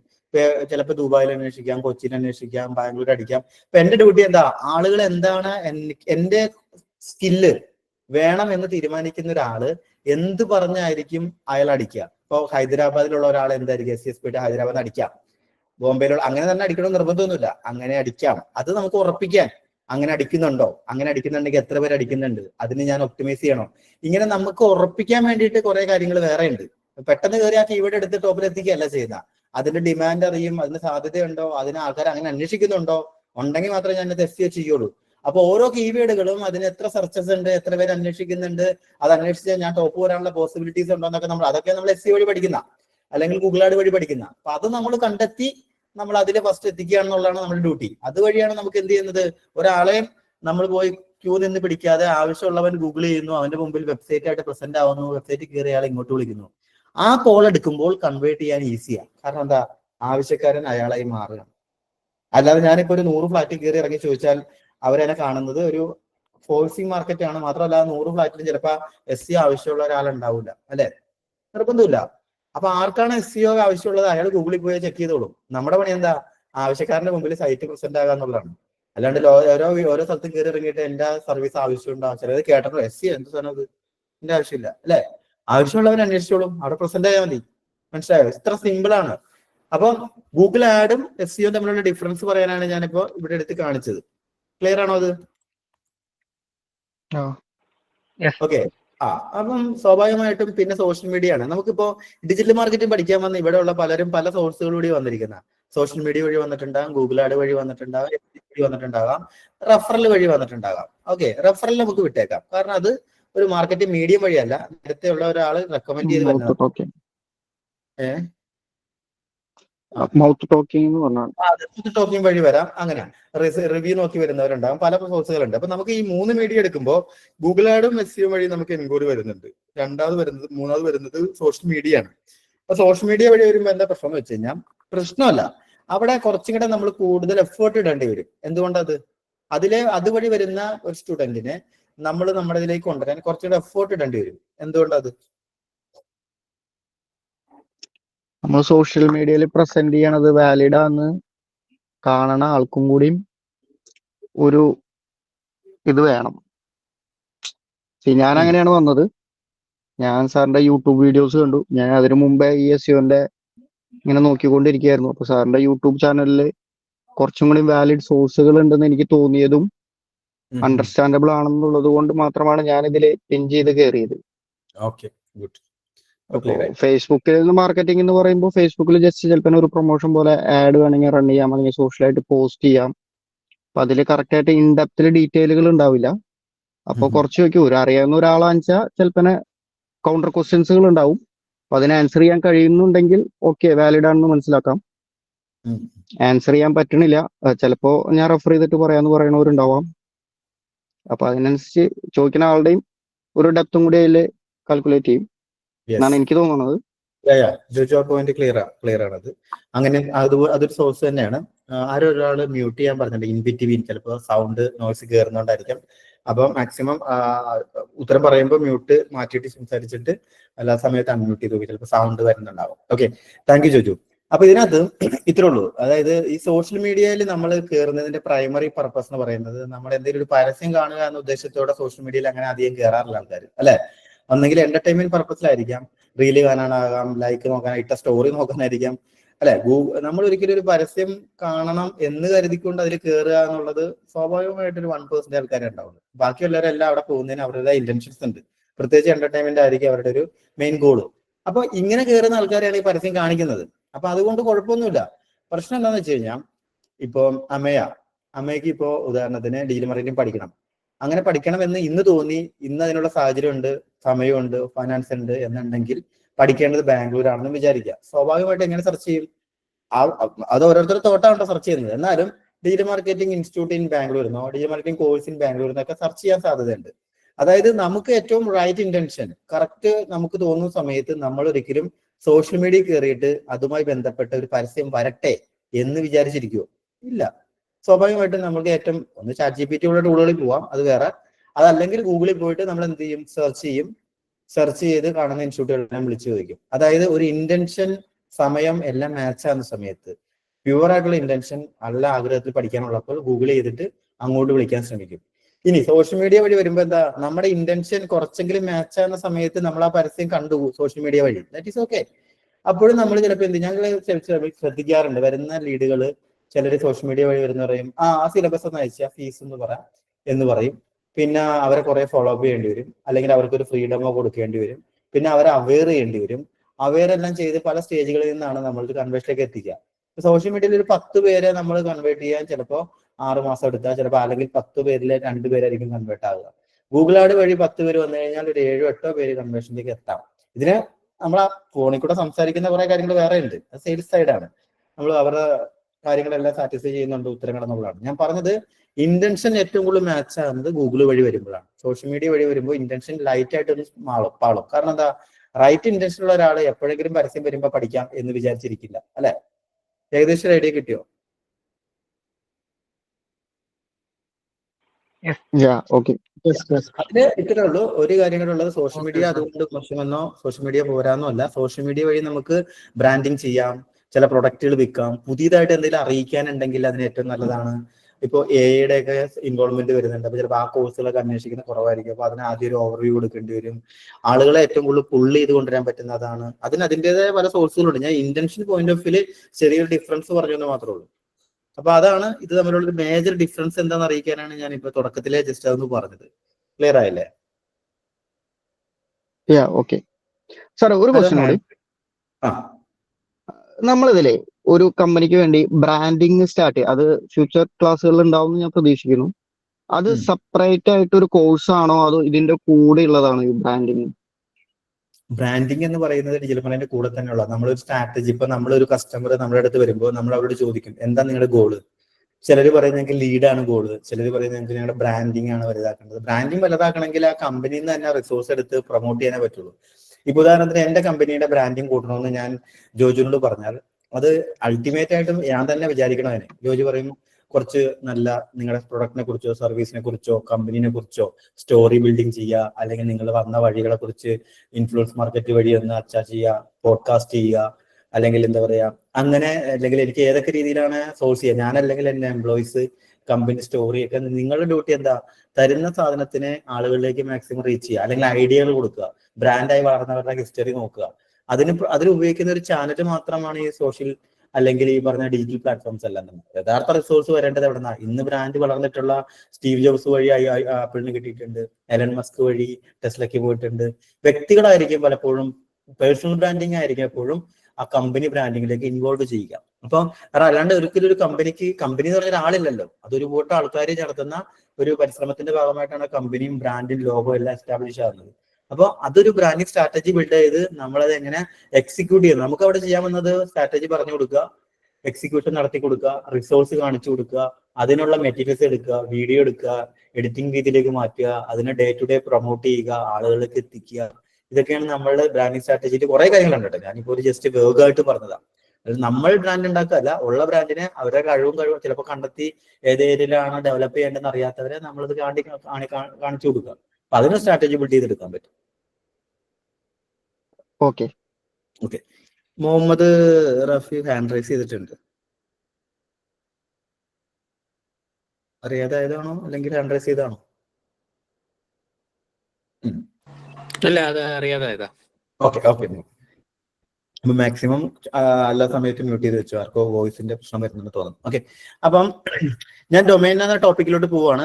ഡൊമൈൻ എന്ന് പറയുന്നത് ഒരു വെബ്സൈറ്റിലേക്ക് എത്താനുള്ള അഡ്രസ്സാന്ന് ഞാൻ പറഞ്ഞു. അപ്പൊ അതിനകത്ത് പല തലങ്ങളുണ്ട്. നിങ്ങൾ കാണുന്ന പോലെ സിമ്പിൾ അല്ല. ഇവിടെ തൊട്ടേ നമ്മൾ എന്ത് ചെയ്യുന്നു? SEO സോഷ്യൽ മീഡിയക്ക് ഇൻവോൾവ്മെന്റ് ഉണ്ട്. ഒരു പേര്, ഒരു ഡൊമൈൻ അഡ്രസ് മേടിക്കുന്ന സമയം തൊട്ട് നമ്മൾ SEO പഠിച്ചു പോകണം. പലരും വിട്ടുപോകുന്ന മേജർ ആയിട്ടുള്ള ടോപ്പിക്കാണ്. ഡൊമൈനിൽ തന്നെ ഉണ്ട് മാർക്കറ്റിംഗ് ഫാക്ടേഴ്സ്. അല്ലെങ്കിൽ നിങ്ങൾ അത് അറിഞ്ഞിരിക്കണം. നിങ്ങളിപ്പോ ഒരു നാളെ അഡ്വാൻസ് ലെവലിൽ എത്തിയ ഒരാളെ ഞാൻ ഇന്റർവ്യൂ ചെയ്യുമ്പോൾ ഞാൻ കേട്ടിട്ടുണ്ട് ഡൊമൈനും ഫാക്ടേഴ്സും പറഞ്ഞ അറിയില്ല. അതായത് ബേസിക്കിന്ന് ചോദിക്കും, അഡ്വാൻസ് ഒരാളാണ്, അപ്പൊ ബേസിക്ക് പൊളിയും. ചിലപ്പോൾ വലിയ കാര്യങ്ങൾ പറയുകയും ചെയ്യും, വളരെ ചെറിയ കാര്യങ്ങൾ സ്കിപ്പ് ആവുകയും ചെയ്യും. ഫണ്ടമെന്റൽസ് അറിഞ്ഞിരിക്കണം. ഇപ്പൊ ഡൊമൈന് ശരിക്കും പറഞ്ഞാൽ 4 പാർട്ടുകളുണ്ട്. ആ പാർട്ടുകളാണ്. ഇപ്പൊ ഒരു ഡൊമൈൻ നിങ്ങൾ ഇങ്ങനെ എടുത്തു കഴിഞ്ഞാൽ അതിനെ പാർട്ടായിട്ട് തിരിക്കുകയാണെങ്കിൽ ഫസ്റ്റ് പാർട്ട് ഒന്ന് നോട്ട് ചെയ്ത് വെച്ചോ, പെട്ടെന്ന് ഞാൻ ചോദിക്കുമ്പോൾ ഓർത്തിരിക്കാൻ. ഫസ്റ്റ് പാർട്ടിനെ പറയുന്നതാണ് പ്രോട്ടോകോള്. സെക്കൻഡ് പാർട്ട് എന്ന് പറയുന്നത് സബ് ഡൊമൈൻ, WWW എന്ന് പറയുന്ന സബ് ഡൊമൈനും. ടിനി ഡാൻസിങ് ഹോസ്റ്റ് എന്ന് പറയുന്നതാണ് ശരിക്കും മൂന്നാമത്തെ പാർട്ട്, അതാണ് ഡൊമൈൻ നെയിം. ലാസ്റ്റ് പാർട്ട് എന്ന് പറയുന്നത് ടോപ്പ് ലെവൽ ഡൊമൈൻ, അല്ലെങ്കിൽ ഷോർട്ടാക്കി TLD, അല്ലെങ്കിൽ വേറൊരു പേര് പറയും എക്സ്റ്റൻഷൻ എന്ന് പറയും. അപ്പൊ ഡൊമൈൻ എത്ര പാർട്ട് ഉണ്ട്?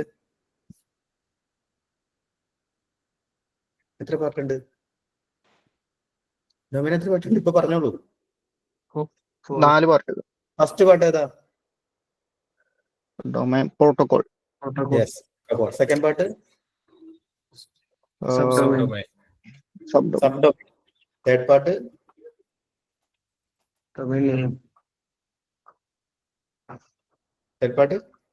Domain name. Very good. Extension. Last പാർട്ടാണ് എക്സ്റ്റൻഷൻ അല്ലെങ്കിൽ TLD. എക്സ്റ്റൻഷൻ ടോപ്പ് ലെവൽ അല്ലെങ്കിൽ TLD എന്ന് പറയും. ഞാനിതിപ്പോ പെട്ടെന്ന് നിങ്ങൾക്ക് പറഞ്ഞ ഓർക്കില്ല, പക്ഷെ നിങ്ങൾ എത്രത്തോളം ഫോക്കസ്ഡ് ആണെന്ന് അറിയാൻ വേണ്ടിയിട്ടാണ് പെട്ടെന്ന് തന്നെ അത് വലിച്ചെടുത്തത്. അത്ര ഷാർപ്പായിട്ട് നോക്കിയിരിക്കണം ഓരോ സ്ലൈഡിലോട്ടും, അത്രേ ഉള്ളൂ. അപ്പൊ ഇത്ര പെട്ടെന്ന് പറയാൻ പറ്റുമെന്ന് വെച്ചാൽ പറയാൻ പറ്റുന്നവരുണ്ട്, ശ്രദ്ധിക്കാത്തവരുണ്ട്, ചിലപ്പോൾ മെമ്മറി ഇച്ചിരി വീക്കായുള്ളവരുണ്ടാവും. പക്ഷെ അത് കൂട്ടിയെടുക്കാൻ ശ്രമിക്കാം. ഓക്കെ, അപ്പൊ ഡൊമൈൻ ആകെ 4 പാർട്ടേ ഉള്ളൂ. Protocol, sub domain, domain name, top level domain അല്ലെങ്കിൽ എക്സ്റ്റൻഷൻ എന്ന് പറയുന്നത്. അപ്പൊ ഈ 4 പാർട്ടുകൾക്കും അതിൻ്റെതായ പ്രാധാന്യമുണ്ട്. അതില് നമുക്ക് ഇത് ഫസ്റ്റ് കാണുന്നത് പ്രോട്ടോകോൾ ആണ്. ഈ പ്രോട്ടോകോൾ തന്നെ 2 ടൈപ്പ് ഉണ്ട്. അത് ഇപ്പൊ എനിക്ക് എന്റെ എക്സാമ്പിൾ കാണിക്കാനില്ല, അത് ഞാൻ തുടക്കത്തിൽ അന്വേഷിച്ചതായിരുന്നു. ഇപ്പം secured and not secured protocol.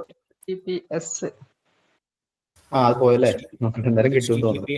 HTTP and HTTPS. Yes, exactly. ഞാൻ സൈറ്റിന്റെ ഒരു പോയിന്റ് ഓഫ് വ്യൂല് കാണിക്കാൻ നോക്കിയിട്ട്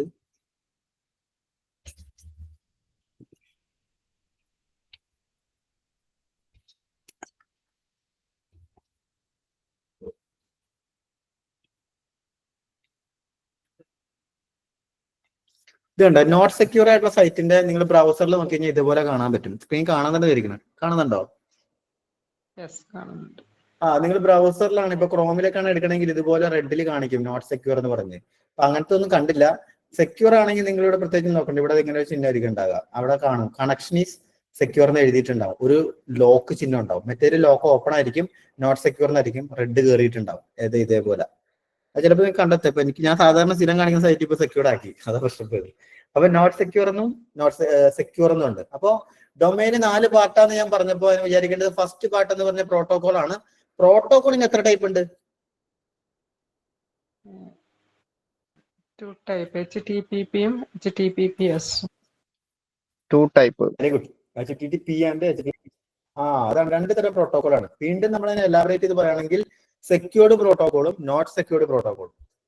ഇപ്പൊ ഈ കാണുന്ന എല്ലാ സൈറ്റുകളും നോട്ട് സെക്യൂർഡ് പ്രോട്ടോകോൾ ആണ്. ഇവിടെ ഞാൻ എക്സാമ്പിൾ എടുത്തിരിക്കുന്ന സൈറ്റ് അല്ല നോട്ട് സെക്യൂർ ആയിട്ട് കിടക്കുന്നു. ബാക്കി ഓൾമോസ്റ്റ് എല്ലാം തന്നെ സെക്യൂർ ആണ്. അപ്പൊ പ്രോട്ടോകോൾ എത്ര? ഇനിയിപ്പോ 4 പാർട്ട് ഉണ്ട്, അത് ക്ലിയർ ആണ്. പക്ഷെ ഫസ്റ്റ് പാർട്ടിനെ എത്രയായിട്ട് തിരിച്ചു എന്ന് വെച്ച് കഴിഞ്ഞാൽ 2 ആയിട്ട് തിരിച്ചു എന്ന് പറയണം. അതിന് HTTP എന്നും HTTPS എന്ന് പറയും. അതായത് സെക്യൂർഡും നോട്ട് സെക്യൂർഡും ആണ്. അൺസെക്യൂർഡും അൺസെക്യൂറും അങ്ങനെ പറയാം. അപ്പം HTTPനെ HTTPS ആക്കണം, റൈറ്റ്? അപ്പൊ നിങ്ങൾക്ക് സ്വാഭാവികമായിട്ട് മിക്കവാറും ഡൊമൈൻ മേടിക്കുമ്പോൾ നിങ്ങൾ നിങ്ങളുടെ പേരിൽ ഒരു ഡൊമൈൻ മേടിച്ചെന്നിരിക്കട്ടെ, അതിന്റെ കൂടെ ഉണ്ടാവും ഇപ്പം jojusavier.com എന്ന് മേടിച്ചാൽ മിക്കവാറും അതിന്റെ പ്രോട്ടോകോൾ അതിലൂടെ ഉണ്ടാവും. ഏത് ഡൊമൈൻ മേടിച്ചാലും പ്രോട്ടോകോൾ ഉണ്ടാവും. പക്ഷെ നമ്മൾ ആദ്യം വാങ്ങുന്ന ഡൊമൈനിലൂടെ SSL സർട്ടിഫിക്കറ്റ് എന്ന് പറഞ്ഞ സാധനം, SSL secured socket layer, SSL certificate ഇല്ലെങ്കിൽ ആ HTTP ആയിരിക്കും ജോജുവിന് കിട്ടുക. HTTP www.jojusavier.com എന്നായിരിക്കും വരിക. 4 പാർട്ട് ഉണ്ടാവും. പക്ഷെ ഫസ്റ്റ് പാർട്ട് സെക്യൂർഡ് ആയിരിക്കില്ല. എന്തായിരിക്കും? പ്രോട്ടോകോൾ ഉണ്ടാവും, നോട്ട് സെക്യൂർ ആയിരിക്കും. അപ്പൊ അതെന്താന്ന് വെച്ച് കഴിഞ്ഞാൽ SSL സർട്ടിഫിക്കറ്റ് ഇട്ടാൽ മാത്രമാണ് എന്താകുക, ഒരു പ്രോട്ടോകോൾ ഒരു നോട്ട് സെക്യൂർഡ് ആയ പ്രോട്ടോകോൾ സെക്യൂറിലോട്ട് മാറുള്ളൂ. ഇപ്പൊ നിങ്ങൾക്ക് സ്വാഭാവികമായിട്ടും ഒരു ഡൗട്ട് വരും, HTTPയും HTTPSും രണ്ടുണ്ടെങ്കിൽ സൈറ്റ് വർക്ക് ചെയ്യും. സൈറ്റ് ഇപ്പൊ ഇങ്ങനെ നോക്കി ഇങ്ങനെ കിട്ടും, നോട്ട് സെക്യൂർ ആയിട്ടാണ് സൈറ്റ് ഉണ്ടാവും. ഇങ്ങനെയൊന്നും കാണിക്കില്ല, സൈറ്റ് ഉണ്ടാവും. അപ്പൊ സൈറ്റ് ഉണ്ടാവും, പക്ഷെ നമുക്ക് SEO പോയിന്റ് ഓഫ് വ്യൂല് അങ്ങനത്തെ സൈറ്റുകളെ ഗൂഗിൾ അധികം എൻകറേജ് ചെയ്യുന്നില്ല.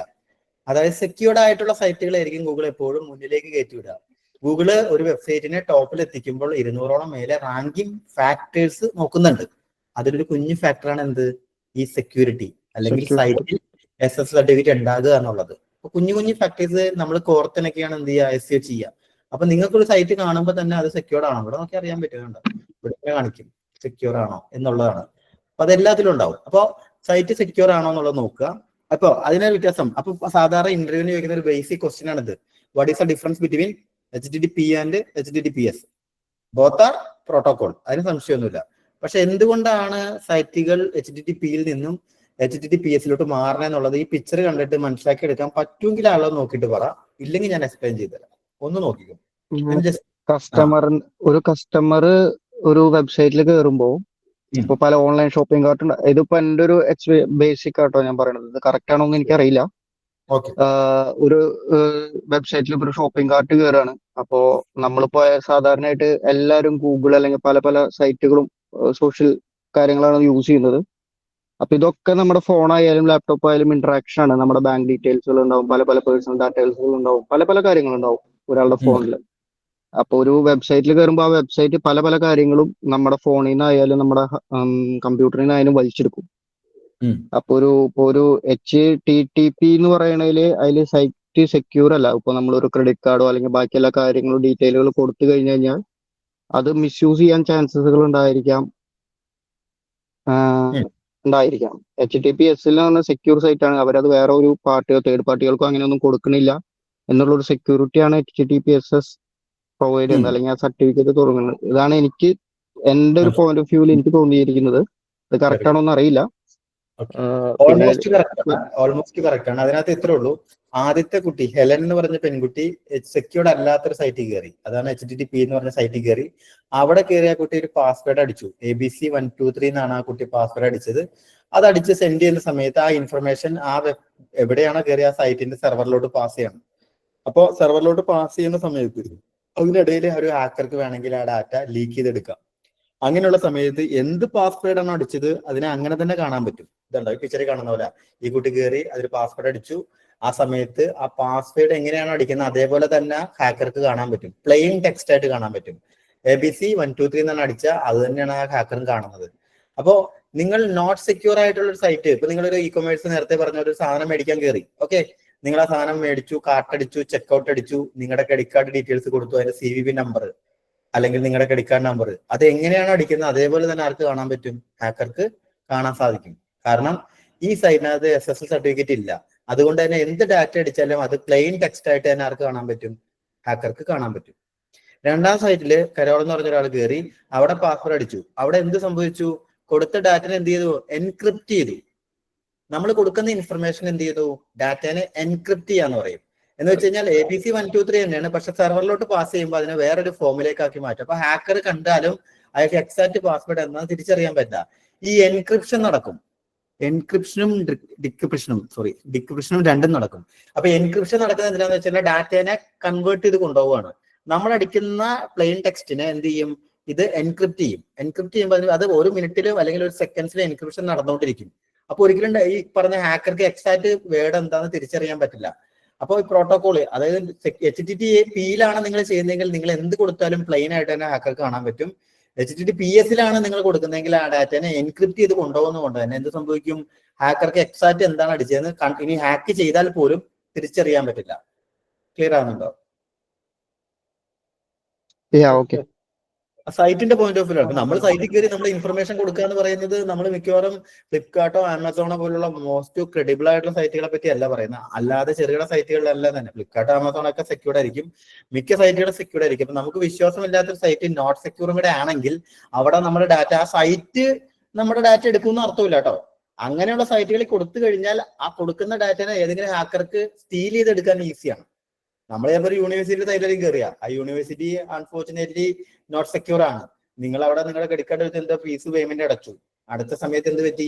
ആ ഡാറ്റ എടുക്കും. പക്ഷെ ഇപ്പൊ ഈ പേയ്മെന്റ് ഗേറ്റ് വേ നടത്തുന്ന സൈറ്റുകളെല്ലാം സെക്യൂർഡ് ആയിരിക്കണം, അല്ലാത്ത പക്ഷെ അവർക്ക് പേയ്മെന്റ് ഗേറ്റ് വേ കിട്ടില്ല. അപ്പൊ ആ പ്രശ്നങ്ങളില്ല. എന്നിരുന്നാലും നോട്ട്.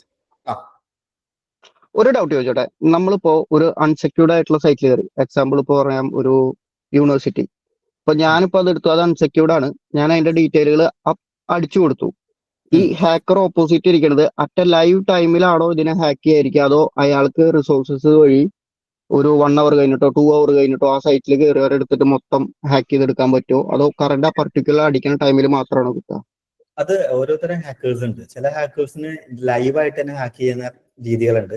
ചിലര് സെർവറിൽ ആയിരിക്കും ഹാക്ക് ചെയ്യുക. അതായത് ഇപ്പൊ ഫ്ലിപ്കാർട്ടിന്റെ സെർവറിനകത്ത് ഒരു ലോഡ് ബാങ്കിങ് ഡീറ്റെയിൽസ് ഇരിപ്പുണ്ടാവും. അപ്പൊ അവര് ചിലപ്പോ ആ ഡാറ്റ ആയിരിക്കും അവര് സൂക്ഷിച്ചു വെച്ചിരിക്കുന്ന ഒരു സെർവർ ഡാറ്റ ഉണ്ട്. ഇപ്പൊ നിങ്ങളെല്ലാം നിങ്ങളുടെ ഫ്ലിപ്കാർട്ടിൽ ആമസോണിലൊക്കെ നിങ്ങളുടെ GPay UPI ID credit card നമ്പറൊക്കെ അറ്റാച്ച് ചെയ്ത് വെച്ചിട്ടുണ്ടാവും. അപ്പൊ അത് ഫിക്സഡ് ആയിട്ട് അവിടെ ഇരിക്കുന്നതുകൊണ്ട് തന്നെ ആ ഡാറ്റ ഹാക്ക് ചെയ്യാൻ പറ്റുന്ന ആൾക്കാരും ഉണ്ട്. അതല്ല, ട്രാൻസാക്ഷൻ നടക്കുന്ന സമയത്ത് ആ ഒരു പർട്ടിക്കുലർ വ്യക്തിനെ ഹാക്ക് ചെയ്യുന്ന രീതിയിലുണ്ട്. അത് ഹാക്കിംഗ് അറ്റംപ്റ്റുകൾ ഡിഫറെന്റ് ആണ്. അതൊരു ഹാക്കറെ ഡിപ്പെൻഡ് ചെയ്തിരിക്കും ആ ഹാക്കിംഗ് വരുന്ന. എല്ലാ സ്റ്റേജിലും ഹാക്ക് ചെയ്യപ്പെടാനുള്ള സാധ്യതയുണ്ട്. നമ്മുടെ സ്റ്റോർ ചെയ്ത ഡാറ്റ ആയിരിക്കും ചിലപ്പോൾ എടുത്തുകൊണ്ട് പോവുക, അല്ലെങ്കിൽ ട്രാൻസാക്ഷൻ നടക്കുന്ന സമയത്തായിരിക്കും ഡാറ്റ എടുത്തിരിക്കുക. ഈ HTTPS-ഉം PE ഇട്ടാൽ പോലും ഹാക്കിംഗ് ഒക്കെ നടക്കൂട്ടോ. ഒരിക്കലും എല്ലാത്തിനും പ്രൊട്ടക്ട് ചെയ്യാം എന്നർത്ഥമൊന്നുമില്ല SSL സർട്ടിഫിക്കറ്റിന്. അതിന് കുറെ ലിമിറ്റേഷൻ ഉണ്ട്. രാജ്യസുരക്ഷയെ ബാധിക്കുന്ന സൈറ്റുകൾ വരെ ഹാക്ക് ചെയ്യുന്നു. അപ്പൊ അതൊന്നും പ്രോട്ടോകോൾ ഇല്ലാത്തതുകൊണ്ടല്ല, സെക്യൂർഡ് അല്ലാത്തതുകൊണ്ടും അല്ല, സംഭവിക്കും. പക്ഷെ ഇതൊരു ബേസിക് ഫണ്ടമെന്റലാ. നിങ്ങളൊരു സൈറ്റ് കാണുമ്പോൾ നോട്ട് സെക്യൂർ കണ്ടാൽ ഇമ്മീഡിയറ്റ് ആയിട്ട് SSL ആക്കാൻ പറയുക എന്നുള്ളതാണ്. അപ്പൊ ക്ലയന്റ് ചോദിക്കുക എന്തിനാ എസ് ആക്കണത്? അപ്പൊ നിങ്ങൾക്ക് പറയണം HTTP എപ്പോഴും എന്തായിരിക്കും? വിത്തൗട്ട് പാസ്വേഡ് എൻക്രിപ്ഷനും HTTPS എന്ന് പറയുന്നത് വിത്ത് പാസ്വേഡ് എൻക്രിപ്ഷൻ ആണെന്ന് പറയണം. ഒറിജിനൽ ഡാറ്റനെ പ്ലെയിൻ ആയിട്ട് കൊണ്ട് കാണിക്കുന്ന രീതിയാണ് വിത്തൗട്ട് പാസ്വേഡ് എൻക്രിപ്ഷൻ അല്ലെങ്കിൽ വിത്തൗട്ട് എൻക്രിപ്ഷൻ. ഒറിജിനൽ ഡാറ്റനെ കൺവേർട്ട് ചെയ്ത് മറ്റൊരു ഫോമിലേക്ക് ആക്കും, അതിനാണ് എൻക്രിപ്ഷൻ എന്ന് പറയുന്നത്. അതിനെയാണ് നമ്മൾ എന്ത് പറയുക? വിത്ത് പാസ്വേഡ് എൻക്രിപ്ഷൻ എന്ന് പറയുന്നത്. ഇതേ ഉള്ള ഡിഫറൻസ്. ക്ലിയർ അല്ലേ? ഓക്കെ. ഇനി ഇതാണ് ഫസ്റ്റ് പാർട്ട് എന്ന് പറയുന്നത്. അപ്പൊ വീണ്ടും ഞാൻ പറയുന്ന ആദ്യം പറഞ്ഞ തന്നെ ഞാൻ പറയുന്നത് ഡൊമൈന് 4 പാർട്ട് ഉണ്ട്. ഫസ്റ്റ് പാർട്ട് എന്ന് പറയുന്നത് എന്താ? പ്രോട്ടോകോൾ. പ്രോട്ടോകോൾ 2 ടൈപ്പ്, ഏതൊക്കെയത്? HTTP-യും HTTPS-ഉം. യെസ്, HTTP നെ HTTPS ആക്കാൻ ഒരു സർട്ടിഫിക്കറ്റ് വേണമെന്ന് പറഞ്ഞു. അതെന്ത് സർട്ടിഫിക്കറ്റാ? SSL. SSL certificate, secure socket layer. അപ്പൊ മാത്രമേ ഉള്ളൂ. അപ്പൊ what is the difference between HTTP and HTTPS എന്ന് പറഞ്ഞാൽ എന്താ പറയാ? നമ്മുടെ സൈറ്റ് സെക്യൂർ ആയിരിക്കും. അതെ, നമ്മുടെ site secured. Yes, that's correct. Secured ആക്കുകയാണ്. ഓക്കെ, ഇതാണ് അതിന്റെ ബേസിക് ഫണ്ടമെന്റൽ. അപ്പൊ ആദ്യത്തെ പാർട്ട് കഴിഞ്ഞു. ഇനി നമുക്ക് രണ്ടാമത്തെ പാർട്ടായ സബ് ഡൊമൈനിലോട്ട് പോവാം. www എന്ന് പറയുന്ന സബ്. ഈ SSL സർട്ടിഫിക്കറ്റ് നമ്മൾ എവിടുന്നാണ് എടുക്കുക?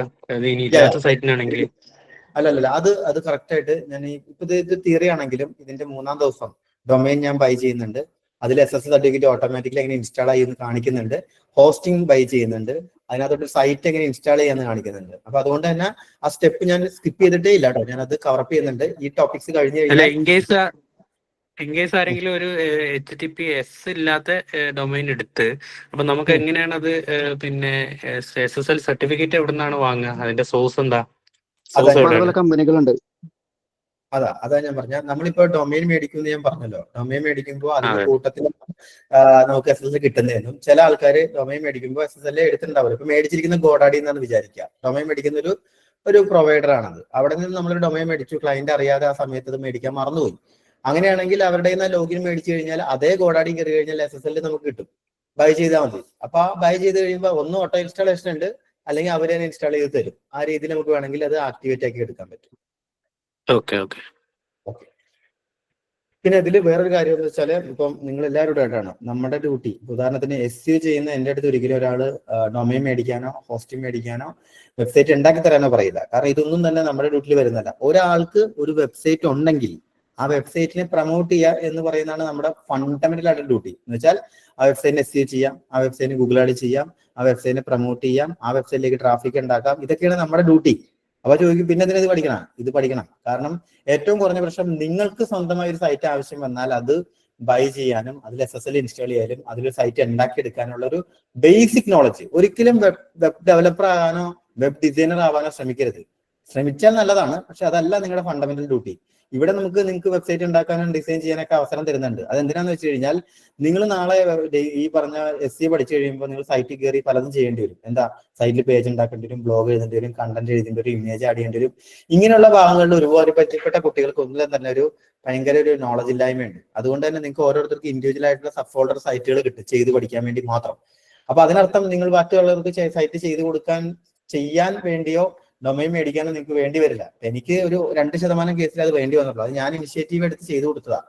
അപ്പം അത് ഫണ്ടമെന്റൽ ഡ്യൂട്ടിയിൽ വരുന്നതല്ല. പക്ഷെ എന്നിരുന്നാൽ പോലും ഒരു സൈറ്റ് എങ്ങനെ ഉണ്ടായി വരുന്നു, അതിന്റെ സ്റ്റെപ്പുകൾ എന്താണ് എന്നുള്ളത് നിങ്ങളുടെ മുമ്പിൽ SEO കിട്ടാൻ പൂർണ്ണമായ ഒരു സൈറ്റ് കിട്ടിയാലേ നിങ്ങൾക്ക് മനസ്സിലാണ്, ഈ സൈറ്റ് സെക്യൂർഡ് ആണോ, ഇത് ഇങ്ങനെയാണ് വന്നിരിക്കുന്നതെന്നും, ഇതിൽ SSL ഡിഗ്രി ഉണ്ടെന്നും, ഇതിൽ വേർഡ്പ്രസ് ഇൻസ്റ്റാൾഡ് ആണെന്നും, അത് എങ്ങനെ ഇൻസ്റ്റാൾ ചെയ്തെന്നും തിരിച്ചറിഞ്ഞു കഴിഞ്ഞാൽ ദാറ്റ്സ് ഗുഡ്. അത് മാത്രമേ വരുള്ളൂ. ഓക്കെ, പക്ഷെ ചിലര് കൺഫ്യൂഷൻ ആവും. ഇനി വെബ് ഡെവലപ്മെന്റ് ഞാൻ ഒഴിവാക്കി വിട്ട സാധനം എന്തിനാ വന്ന, അത് ഇവിടെ പഠിപ്പിക്കുന്ന എന്തിനാ? ഫണ്ടമെന്റൽ അറിയാൻ വേണ്ടി ചെയ്യാനാണ്. ഡൊമൈനും ഹോസ്റ്റിംഗ് ആവശ്യമുണ്ടോ? യൂഷ്വലി നിങ്ങൾക്ക് വർക്കിൽ വരില്ല, എന്നാലും നാളെ അങ്ങനെ ഒരു സൈറ്റ് ആയിരിക്കും ചെയ്യുന്ന. ആ അർത്ഥത്തിൽ നിങ്ങൾ അത് പഠിക്കണം. അപ്പം സബ് ഡൊമൈൻ എന്ന് പറഞ്ഞ ഏരിയയിൽ നിൽക്കുന്നത് ഇത് എന്താണെന്ന് തിരിച്ചറിയണം. സാധാരണ ഏതൊരു വെബ്സൈറ്റ് എടുത്ത് നോക്കിയാൽ അതിൻ്റെ കൂടെ എന്തുണ്ടാവും? സബ് ഡൊമൈൻ ഉണ്ടാവും. അത് ഡിഫോൾട്ട് വരുന്ന, ശ്രദ്ധിക്കുക, ഡിഫോൾട്ട് വരുന്ന സബ് ഡൊമൈൻ ആണ് ഏത്? www എന്ന് പറയുന്നത്, വേൾഡ് വൈഡ് വെബ് എന്ന് പറയുന്നത്. ഇത് എല്ലാ സൈറ്റുകൾക്കും ഉണ്ടാവും. ചിലർക്ക് അത് ഹൈഡ് ചെയ്യാൻ പറ്റും. എന്ന് വെച്ചാൽ ഇല്ലാന്ന് അർത്ഥമില്ല. ഇപ്പൊ എന്റെ സൈറ്റ് നോക്കി കഴിഞ്ഞാൽ നിങ്ങൾക്ക് അത് കാണാൻ പറ്റില്ല. അത് ഞാൻ ഹൈഡ് ചെയ്ത് വെച്ചിരിക്കുക. എനിക്ക് എന്റെ സൈറ്റ് ചെറുതായിട്ട് കാണുന്നത് ഇഷ്ടം. www ഇല്ലാന്നതിന് അർത്ഥമില്ല. അപ്പോഴും ഡൊമൈന് 4 പാർട്ട് തന്നെയാണ്. പക്ഷെ എന്റെ www ഞാൻ എന്ത് ചെയ്തിരിക്കുകയാണ്? ഹൈഡ് ചെയ്തിരിക്കുകയാണ്. ഒരിക്കലും ഇല്ലാണ്ടാകുന്നില്ല. ഇവരത് ഹൈഡ് ചെയ്തിട്ടില്ല, ഇവർക്കിവിടെ കാണാൻ പറ്റും. ഇത്രയും കിട്ടിയോ? അപ്പൊ ഈ www എന്ന് പറയുന്നത് ഡിഫോൾട്ട് ആയിട്ടുള്ള എന്താണ്? സബ് ഡൊമൈൻ ആണ്. ഇവിടെ ഇനി നിങ്ങൾ മനസ്സിലാക്കേണ്ടത്, ഇനിയുള്ളത് ശ്രദ്ധിച്ച് കേൾക്കുക. ഞാൻ സൈറ്റ് കാണിച്ചു തരാം. ഈ ഡൊമൈന് 4 പാർട്ടാണ് ഉള്ളത്. www എന്ന് പറയുന്ന സബ് ഡൊമൈൻ ആണ്. 3ാമത്തെ പാർട്ട് ഡൊമൈൻ നെയിമാണ്. 4 TLD അല്ലെങ്കിൽ എക്സ്റ്റൻഷൻ ആണ്. ആദ്യത്തെ പ്രോട്ടോകോൾ ആണ്. പ്രോട്ടോകോൾ എന്താണ്? സെക്യൂർഡ് ആണ്. ഇത്രയും കാര്യം മനസ്സിലായി. ഇനി ഈ സൈറ്റ് നോക്കിയാൽ നിങ്ങൾക്ക് മനസ്സിലാവും ഇതൊരു CRM ആണ്. വേൾഡിലെ ഏറ്റവും ഫ്രീ ആയിട്ടും കിട്ടും, പെയ്ഡ് ആയിട്ടും കാണിക്കും. ഈ ആളുകൾക്ക് കമ്പനികൾക്ക് അവരുടെ day to day activity manage ചെയ്യാനും എല്ലാ കാര്യങ്ങൾക്കും ഉപയോഗിക്കുന്ന ഒരു CRM ആണ്.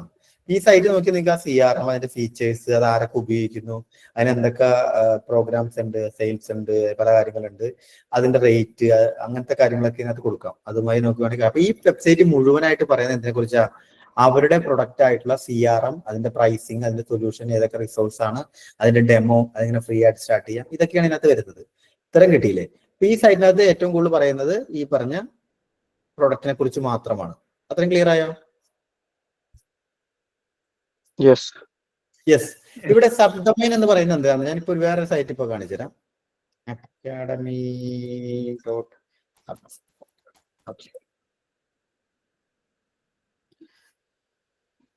ഈ സൈറ്റിന്റെ ഡൊമൈൻ നോക്കുക. ഇവിടെ എന്തൊരു പ്രത്യേകത സംഭവിച്ചിട്ടുണ്ട്? എന്താ സംഭവിച്ചിരിക്കുന്ന?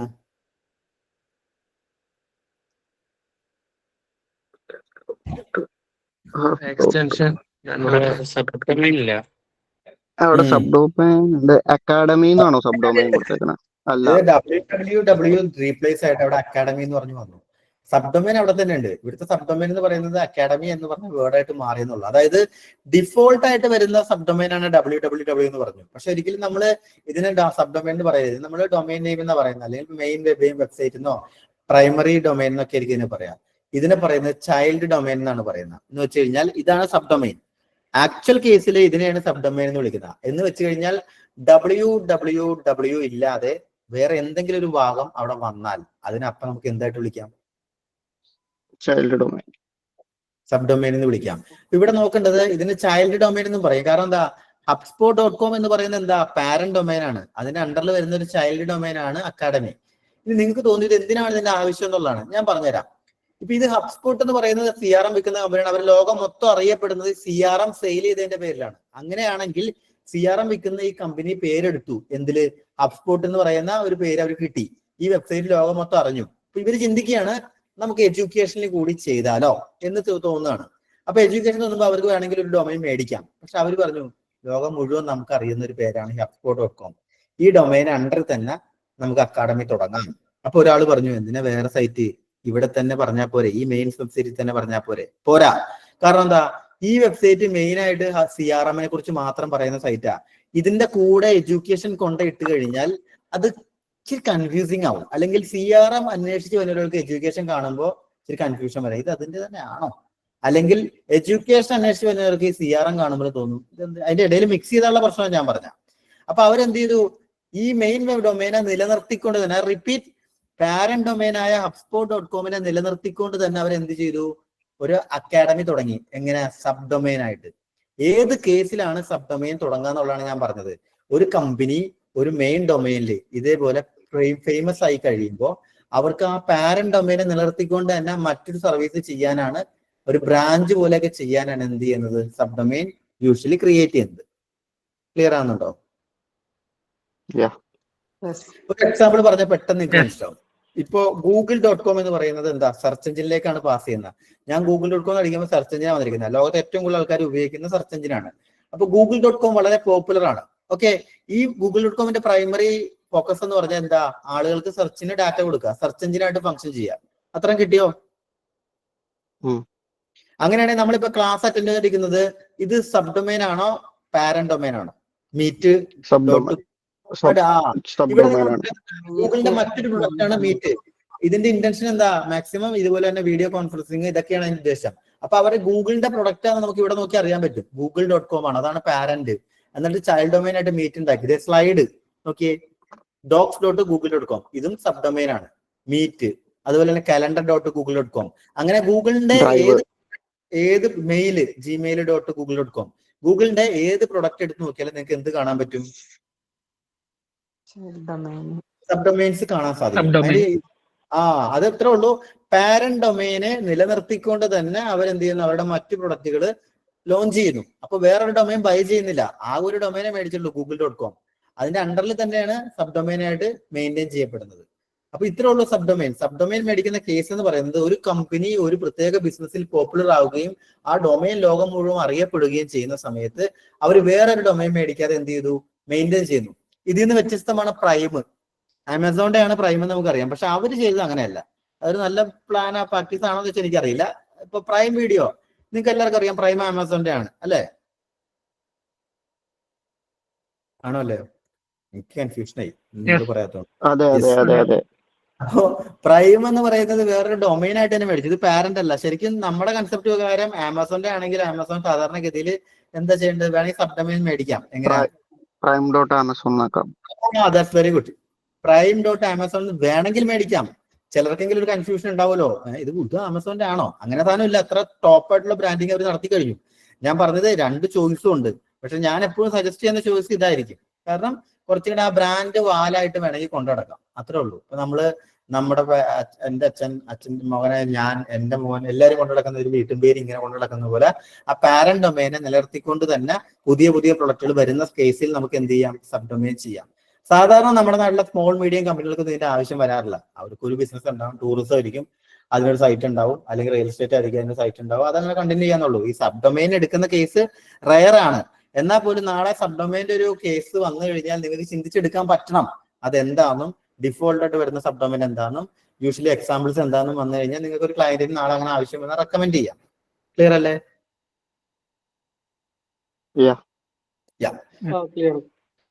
ഇവിടെ നിങ്ങൾ മനസ്സിലാക്കേണ്ട കാര്യം, ആദ്യത്തെ 2 പാർട്ടുകൾ പ്രോട്ടോകോളും സബ് ഡൊമൈനും എന്ന് പറയുന്നത് നമുക്ക് ഒന്നും ചെയ്യാനൊന്നുമില്ല ഇതിനകത്ത്. അത് ഏത് ഡൊമൈൻ മേടിച്ചാലും അതിന്റെ കൂടെ ഡിഫോൾട്ട് വരുന്നതാണ്. എനിക്ക് ഇതിനകത്ത് പോയിട്ട് WWEക്ക് വരാൻ WWE എന്നാക്കാൻ പറ്റുമോ? ഇല്ല. പ്രോട്ടോകോൾ HTTPക്ക് വരാൻ HTTP എന്നാക്കാൻ പറ്റുമോ? പറ്റില്ല. അതെല്ലാം ഡിഫോൾട്ട് സ്റ്റാൻഡേർഡ് പ്രോട്ടോകോൾസാ. വേണമെങ്കിൽ HTTPനെ S ആക്കാം, അത് സെക്യൂർഡ് ആക്കാം. അതല്ലാതെ വേറെ ഇതിനകത്ത് എനിക്ക് ആസ് എ ഹ്യൂമൻ ബീയിങ് എനിക്ക് ഇതിനകത്ത് ചേഞ്ച് ഒന്നും വരുത്താൻ സാധിക്കില്ല. എനിക്ക് എന്തെങ്കിലും ഡിസിഷൻ മാറ്റാൻ പറ്റുന്നത് 2, 3, 4 പാർട്ടാ. ഡൊമൈന്റെ പേര് എന്തായിരിക്കണം എന്നുള്ള എനിക്ക് ഡിസിഷൻ എടുക്കാം. TLD എന്തായിരിക്കണം എന്ന് എനിക്ക് ഡിസിഷൻ എടുക്കാം. ഇവിടെ രണ്ടിടത്താണ് നമുക്ക് കൂടുതൽ ഡിസിഷൻ എടുക്കാൻ പറ്റുക. ക്ലിയർ ആകുന്നുണ്ടോ? അപ്പൊ ഇനി നിങ്ങളോട് പറയുന്നത് ഈ TLD നമുക്ക് അധികം ഡിസിഷൻ എടുക്കാൻ പറ്റില്ലല്ലോ. .co ഉണ്ട്, .com ഉണ്ട്, .co in ഉണ്ട്, അല്ലെങ്കിൽ .co AE ഉണ്ട്, അല്ലെങ്കിൽ .co DI, അങ്ങനെയുള്ളൂ. അത്രയല്ലേ ഉള്ളൂ. നമുക്ക് ഈ ഡൊമൈൻ നെയിമിന്റെ പേര് പോലെ അങ്ങനെയാണ് ചോദിച്ചെങ്കിൽ കറക്റ്റ് ആണ്. ഇവര് പറയുന്ന TLDകൾ ഏതെങ്കിലും ഒന്ന് എടുക്കേണ്ടി വരും. നമുക്കായിട്ടൊരു TLD ഉണ്ടാക്കാൻ പറ്റാം. ആ പോയിന്റ് ഓഫ് വ്യൂ കറക്റ്റാ. അല്ലാതെ പറ്റില്ല. ഡിസിഷൻ എന്ന് പറയുന്നത് നമുക്ക് .inോ .comോ .aeo അല്ലെങ്കിൽ കൺസെപ്റ്റ് എടുക്കാന്നല്ലാതെ, പക്ഷെ അവർ തരുന്ന പോയിന്റിൽ നിന്ന് എടുക്കാൻ പറ്റുള്ളൂ. പേരിന്റെ കേസിലാണെങ്കിൽ നമുക്ക് ഇഷ്ടമുള്ള പേരുകൾ ഇടാം എന്നുള്ളതാണ്. കറക്റ്റാ പറഞ്ഞത്. അപ്പം ഇവിടെ വന്നു കഴിയുമ്പോൾ നോക്കി ഇവിടെ വരാം. ഇത് സബ് ഡൊമൈൻ്റെ എക്സാമ്പിൾസ് ആണ്. മെയിൽ.google. ഞാൻ ഇപ്പൊ റിയൽ ആയിട്ട് കാണിച്ചുകൊണ്ട് പിന്നെ അത് ഞാൻ എക്സ്പ്ലെയിൻ ചെയ്യില്ല. ഇനി നമുക്ക് പോകേണ്ടത് ഇത് TLDയുടെ പല എക്സാമ്പിൾസ് ആണ്. biz.org, .com, .info, edu, ഇതെല്ലാം ഡിഫറെന്റ് TLDs ആണ്. അത് നമുക്ക് പറയാം. ഇപ്പൊ എൻ്റെ ഒരു കേസിലാണെങ്കിൽ ഞാൻ ഡൊമൈൻ്റെ പേരെടുത്തപ്പം അതിനകത്ത് ചെയ്ത കാര്യം എന്ന് വെച്ച് കഴിഞ്ഞാൽ പ്രോട്ടോകോൾ സെക്യൂർഡ് ആക്കി. അത് ബേസിക് ആയിട്ട് വേണ്ടതാണ്. WW ഉണ്ട്, പക്ഷെ അത് ഹൈഡ് ചെയ്ത് വെച്ചു. അത് ഹൈഡ് ചെയ്യണോ ഹൈഡ് ചെയ്യാനോ നിങ്ങളുടെ ഇഷ്ടം. അതുകൊണ്ട് പ്രത്യേകിച്ച് ഒരു ബെനിഫിറ്റ് ഒന്നുമില്ല. എനിക്ക് WW വേണ്ടാന്ന് തൊട്ടുകൊണ്ട് ഞാൻ ഹൈഡഡ് ആക്കി വെച്ചു. ഈ 2 എണ്ണത്തിലാണ് ഞാൻ ഡിസിഷൻ എടുത്തിരിക്കുന്നത്. നിങ്ങൾക്ക് ഇവിടെ ചിന്തിക്കേണ്ട കാര്യം, ആ പോയിന്റ് ഞാൻ കാണിച്ചു തരാം.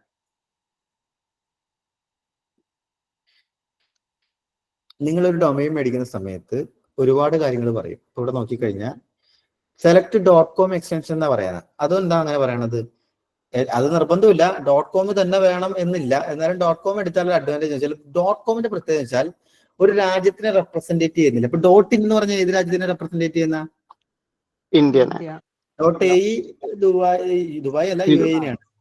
.s .co UK-നെയാണ്. അതായത് ഒരു രാജ്യത്തിനെ മാത്രം ഡിപ്പെൻഡ് ചെയ്യുന്ന, അല്ലെങ്കിൽ അതിനകത്താണ് ആ പറഞ്ഞ വെബ്സൈറ്റ് അല്ലെങ്കിൽ ആ കമ്പനി എന്ന് അറിയിക്കാനൊക്കെയാണ് സാധാരണ എന്ത് ചെയ്യുന്നത്, അല്ലെങ്കിൽ സർവീസ് എന്ന് അറിയിക്കാനൊക്കെ .in എടുക്കാം. ഇപ്പൊ ഞാൻ ഈ ഡൊമൈൻ എടുക്കുന്ന സമയത്ത് എന്റെ ഉദ്ദേശം എന്ന് പറഞ്ഞാൽ ഇന്ത്യക്കകത്ത് ഉള്ള സെർച്ചിങ് എന്ന് വെച്ചാൽ ലോകത്ത് എവിടെ നിന്നും ഇന്ത്യയിലേക്ക് ഫോക്കസ് ചെയ്ത ഒരാൾ സെർച്ച് ചെയ്താലും ഞാൻ ടോപ്പിൽ വരണം. ഉദാഹരണത്തിന് UAE-ൽ ഇരിക്കുന്ന ഒരാൾ SE എക്സ്പേർട്ട് ഇന്ത്യ എന്ന് അടിക്കുകയാണ്. Okay, SE expert in India, ഇതാണ് സൈറ്റ്. അപ്പോ SE എക്സ്പേർട്ട് ഇന്ത്യ എന്ന് അടിക്കുമ്പോൾ അയാളുടെ ഉദ്ദേശം എന്താ? അയാൾ ഫോക്കസ് ചെയ്യുന്നത് ഇന്ത്യയിൽ നിന്നുള്ള ഹയർ ചെയ്യാനാണ്. ഇനി ഇന്ത്യക്കകത്തിരിക്കുന്ന ഒരാൾ SE എക്സ്പേർട്ട് ഇന്ത്യ എന്ന് അടിക്കാം. അങ്ങനെയാണെങ്കിൽ എന്ത് ചെയ്യാം?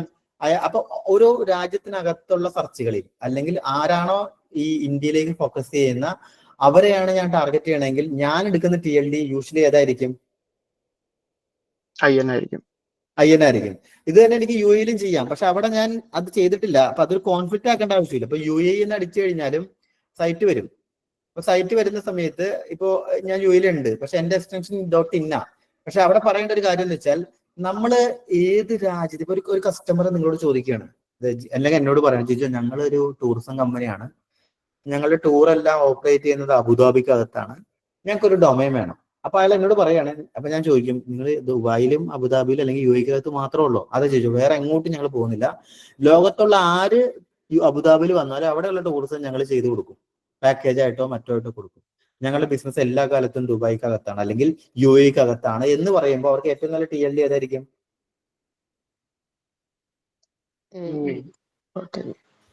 ദുബായിയുടെ എക്സ്റ്റൻഷൻസ് ആയിരിക്കും. ദുബായ് ആയിട്ട് ഉണ്ടാവില്ല, കൺട്രി ആയിരിക്കും. അപ്പൊ ദുബായ് അബുദാബി കൺട്രിയുടെ എക്സ്റ്റൻഷൻ UAE-ക്കകത്ത് ആയതുകൊണ്ട് .AE കൊടുക്കാം. ഇപ്പൊ ഇതൊരു ടൂറിസം ആണ്. ഓക്കെ, ഇതിൽ നിന്ന് നമുക്ക് മനസ്സിലാവും ഇതിന്റെ മെയിൻ ഫോക്കസ് അല്ലെങ്കിൽ ഇവരുടെ മെയിൻ കൺട്രി എന്ന് പറയുന്നത് അല്ലെങ്കിൽ ഇവരുടെ ബിസിനസ്സുകളെല്ലാം നടക്കുന്നത് UAE-ക്കകത്താണ് എന്നൊരു അർത്ഥത്തിൽ പോകാൻ പറ്റും. അപ്പോൾ എക്സ്റ്റൻഷൻ ചൂസ് ചെയ്യുമ്പോൾ ആ പറഞ്ഞിരിക്കുന്ന പർട്ടിക്കുലർ രാജ്യം അല്ലെങ്കിൽ അവർ പറയുന്നത് ഞങ്ങളുടെ ബിസിനസ് എല്ലാ കാലത്തും ഇതിനകത്താണ്, ഞങ്ങൾ എപ്പോഴും ഇവിടെയാണ് ഫോക്കസ് ചെയ്യുന്ന, ആരാണ് ഇങ്ങോട്ട് ഫോക്കസ് ചെയ്യുന്ന, അല്ലെങ്കിൽ ഏത് രാജ്യത്തിരുന്നു ഇപ്പൊ സ്പെയിനിലോ ജർമ്മനിയിലോ ഇന്ത്യയിലോ ഇരുന്നിട്ട് ഒരാൾ അബുദാബിയിലെ ടൂറിസമാണ് അന്വേഷിക്കുന്നതെങ്കിൽ അയാളുടെ ഫോക്കസ് എങ്ങോട്ടാ? അബുദാബിയാണ്. അപ്പൊ അങ്ങനെ അബുദാബി ഏത് രാജ്യത്തിനകത്ത്? UAE-ക്കകത്ത്. അപ്പൊ .AE എന്ന് പറഞ്ഞ എക്സ്റ്റൻഷനിലേക്ക് പോയിന്റ് ചെയ്യപ്പെടും. അപ്പൊ അങ്ങനെ വരുന്ന കേസിൽ വേണമെങ്കിൽ നമുക്ക് എന്ത് ചെയ്യാം? .AE കൊടുക്കാം. ക്ലിയർ ആവുന്നുണ്ടോ? അവിടെ ഒരു പോയിന്റ് ഉള്ളത് ശ്രദ്ധിക്കേണ്ടത്, ആ കമ്പനി എന്നോട് പറയണം, ജിജോ ഞങ്ങൾ തുടങ്ങിയത് അബുദാബിയിലാണ്, നാളെ അത് ദുബായിലോട്ടും അത് കഴിഞ്ഞതിന് ശേഷം UAE-ൽ തന്നെ പല സ്ഥലങ്ങളിലേക്കും എക്സ്പാൻഡ് ചെയ്യുമെന്ന് പറഞ്ഞാലും .AE ഓക്കെയാണ്. പക്ഷെ അതിൻ്റെ കൂടെ അയാൾ ഒരു കാര്യം പറഞ്ഞു, അതിപ്പോ ഒരു വർഷം കഴിഞ്ഞാൽ ഞങ്ങൾ അത് ഒമാനിലോട്ടും ഖത്തറിലോട്ടും ഇന്ത്യയിലോട്ടും ലോകത്തിന്റെ വിവിധ സ്ഥലങ്ങളിലേക്ക് ഞങ്ങൾ ഇത് വ്യാപിപ്പിക്കും എന്ന് പറഞ്ഞാൽ പിന്നെ ഏത് എക്സ്റ്റൻഷനിലേക്ക് മാറും? നമ്മള് .comലേക്ക് മാറേണ്ടി വരും. കാരണം നിർബന്ധമില്ല. ഇപ്പൊ ഞാൻ എന്റെ .in സൈറ്റ്, നിങ്ങൾ UAE അടിച്ചാലും ദുബായ് അടിച്ചാലും എന്റെ സൈറ്റ് കാണാം. എന്റെ എക്സ്റ്റൻഷൻ ഇന്ത്യ, അത് വേറെ. ഞാൻ പറഞ്ഞത് വെബ്സൈറ്റ് ടോപ്പിൽ എത്തിക്കാൻ ഒരുപാട് ഫാക്ടേഴ്സ് ഉണ്ട്. അതിലെ ഒരു മൈന്യൂട്ട് ഫാക്ടേഴ്സ് ആണ് ഈ TLD എന്ന് പറയുന്നത് അല്ലെങ്കിൽ എക്സ്റ്റൻഷൻ എന്ന് പറയുന്നത്. പക്ഷെ അവിടം തൊട്ട് നിങ്ങൾക്ക് പിടിക്കാൻ വേണ്ടി ഞാൻ പറഞ്ഞു മാത്രമേ ഉള്ളൂ. അവിടം തൊട്ട് വേണമെങ്കിൽ കറക്റ്റ് ചെയ്യാം. അപ്പൊ ആ അർത്ഥത്തിൽ അങ്ങനെ പറയുന്ന ചില കമ്പനികളുടെ ആവശ്യം എന്ന് പറഞ്ഞാൽ ലോകം മുഴുവൻ റാങ്ക് ചെയ്യിക്കുക. അതല്ല അവരുടെ ആഗ്രഹം. ഇന്ത്യയിലാണെങ്കിൽ പോലും അവർ പറയുന്നത് ഞങ്ങൾക്ക് അങ്ങനെ ഒരു കൺട്രി വൈസ് വേണ്ട എന്ന് പറയുകയാണെങ്കിൽ ഏറ്റവും സേഫസ്റ്റ് ഏറ്റവും ബെസ്റ്റ് എന്ന് പറയുന്നത് .com എന്ന് പറയുന്ന TLD-യിലോട്ട് പോകുന്നതാണ്. ക്ലിയർ ആവുന്നുണ്ടോ സാറ്? ഒരു ഡൗട്ട്, നമ്മളിപ്പോ ഒരു വേൾഡ് വൈഡ് ഉള്ള ഏതെങ്കിലും ഒരു ഷോപ്പ് എടുത്തു. അപ്പോ ഞാനിപ്പോ ഞാൻ ഇന്ത്യയിലിരുന്ന് സെർച്ച് ചെയ്തു. ഇപ്പൊ ഇന്ത്യയിലിരുന്ന് സെർച്ച് ചെയ്യാ, ഇപ്പോ ഏതൊക്കെ ഒരു സൈറ്റ് പറയാ, സപ്പോസ് ഏതെങ്കിലും ഒരു സൈറ്റ് അതെടുത്തു. അവര് പക്ഷെ ഓപ്പറേറ്റ് ചെയ്യാൻ തരുന്നിട്ട് വേറെ ഏതെങ്കിലും കൺട്രിയാണ്, ഇപ്പൊ ലൈക്ക് യൂറോപ്പിലാണ്. അപ്പൊ നമ്മളിപ്പോ ഇന്ത്യയിലിരുന്ന് സെർച്ച് ചെയ്യുമ്പോൾ ചിലപ്പോൾ തന്നെ യൂറോപ്പിന്റെ സൈറ്റിലേക്ക് ആയിരിക്കും ഫസ്റ്റ് അവരുടെ മെയിൻ ഡൊമൈൻ ആയതുകൊണ്ട് തന്നെ, പാരന്റ് ഡൊമൈൻ ആയതുകൊണ്ട് തന്നെ അതിലേക്ക് കയറി പോവാ. അപ്പൊ അതിൽ കയറി ചെല്ലുമ്പോൾ അതിൽ നമുക്കൊരു ഇൻഫർമേഷൻ വരെ എഴുതി കാണിക്കും. എല്ലാ സൈറ്റുകളല്ല, ചില സൈറ്റുകൾ സ്റ്റാൻഡേർഡുള്ള സൈറ്റുകളൊക്കെ എഴുതി കാണിക്കും, നിങ്ങൾ ഇരിക്കണത് നമ്മുടെ GPS ലൊക്കേഷൻ ഒക്കെ അനലൈസ് ചെയ്ത് നിങ്ങൾ ഇന്ത്യയിലാണ്, ഞങ്ങളുടെ ഇന്ത്യയുടെ സൈറ്റിലേക്ക് റീഡയറക്ട് ചെയ്യണമെന്ന് ചോദിച്ചു പോവും. അത് ചില സൈറ്റുകൾക്ക് മൾട്ടി റീജിയൻസ് ഉണ്ടാവും. എന്ന് വെച്ച് കഴിഞ്ഞാൽ അത് ആ സൈറ്റ് ഉണ്ടാക്കിയ ഓണർ തന്നെ തിരിച്ചു വെച്ചിട്ടുണ്ടാവും. IP അനുസരിച്ചിട്ട് ഇൻഫർമേഷൻ ഗ്യാദർ ചെയ്ത് മാറ്റും. ഉദാഹരണത്തിന് നിങ്ങൾ ആപ്പിൾ എടുത്ത് നോക്കിക്കഴിഞ്ഞാൽ ആപ്പിളിന് ഓരോ കൺട്രിക്കും മാറിക്കൊണ്ടിരിക്കും. കാരണം എന്താ വെച്ച് കഴിഞ്ഞാൽ ആപ്പിൾ പ്രൊഡക്ട്സിന്റെ പ്രൈസിങ് എന്തായിരിക്കും? ഇന്ത്യയിലുള്ള പ്രൈസിങ് അല്ല UAE-ൽ, അതല്ല US-ൽ. അപ്പൊ അങ്ങനെയുള്ളവരോട് നമുക്ക് എന്ത് റീഡയറക്ഷൻ നടക്കും. കാരണം ഇന്ത്യയിൽ ഇരുന്ന ഒരാൾ ആപ്പിൾ പ്രൊഡക്റ്റ് അന്വേഷിച്ചാൽ ഇന്ത്യൻ റേറ്റ് ആയിരിക്കും അയക്ക് കൊടുക്കാൻ, അല്ലെങ്കിൽ ഇന്ത്യൻ സൈറ്റ് ആയിരിക്കും അവർ പ്രിഫറബിൾ ആയിട്ട് വരിക. അത് ഓട്ടോ IP സെറ്റ് ചെയ്യാൻ പറ്റും, അടിക്കുന്ന രാജ്യം അനുസരിച്ച് മാറ്റി കൊടുക്കാൻ പറ്റും, അല്ലെങ്കിൽ സൈറ്റിൽ കയറുന്നതിന് മുമ്പ് നിങ്ങളോട് കൺട്രി വെച്ച് സ്വിച്ച് ചെയ്യും. എന്ന് വെച്ചാൽ നമുക്ക് ആവശ്യമുള്ള ഇൻഫർമേഷൻ തരാൻ വേണ്ടിയിട്ട് അങ്ങനെ ഒരു പ്രോസസ്സ് ചെയ്യാറുണ്ട്. അത് കൂടുതലും ഇ-കൊമേഴ്സ് ബൈയിങ് പ്രൊഡക്ട്സിലാണ് കൂടുതൽ കാണാറുള്ളത്.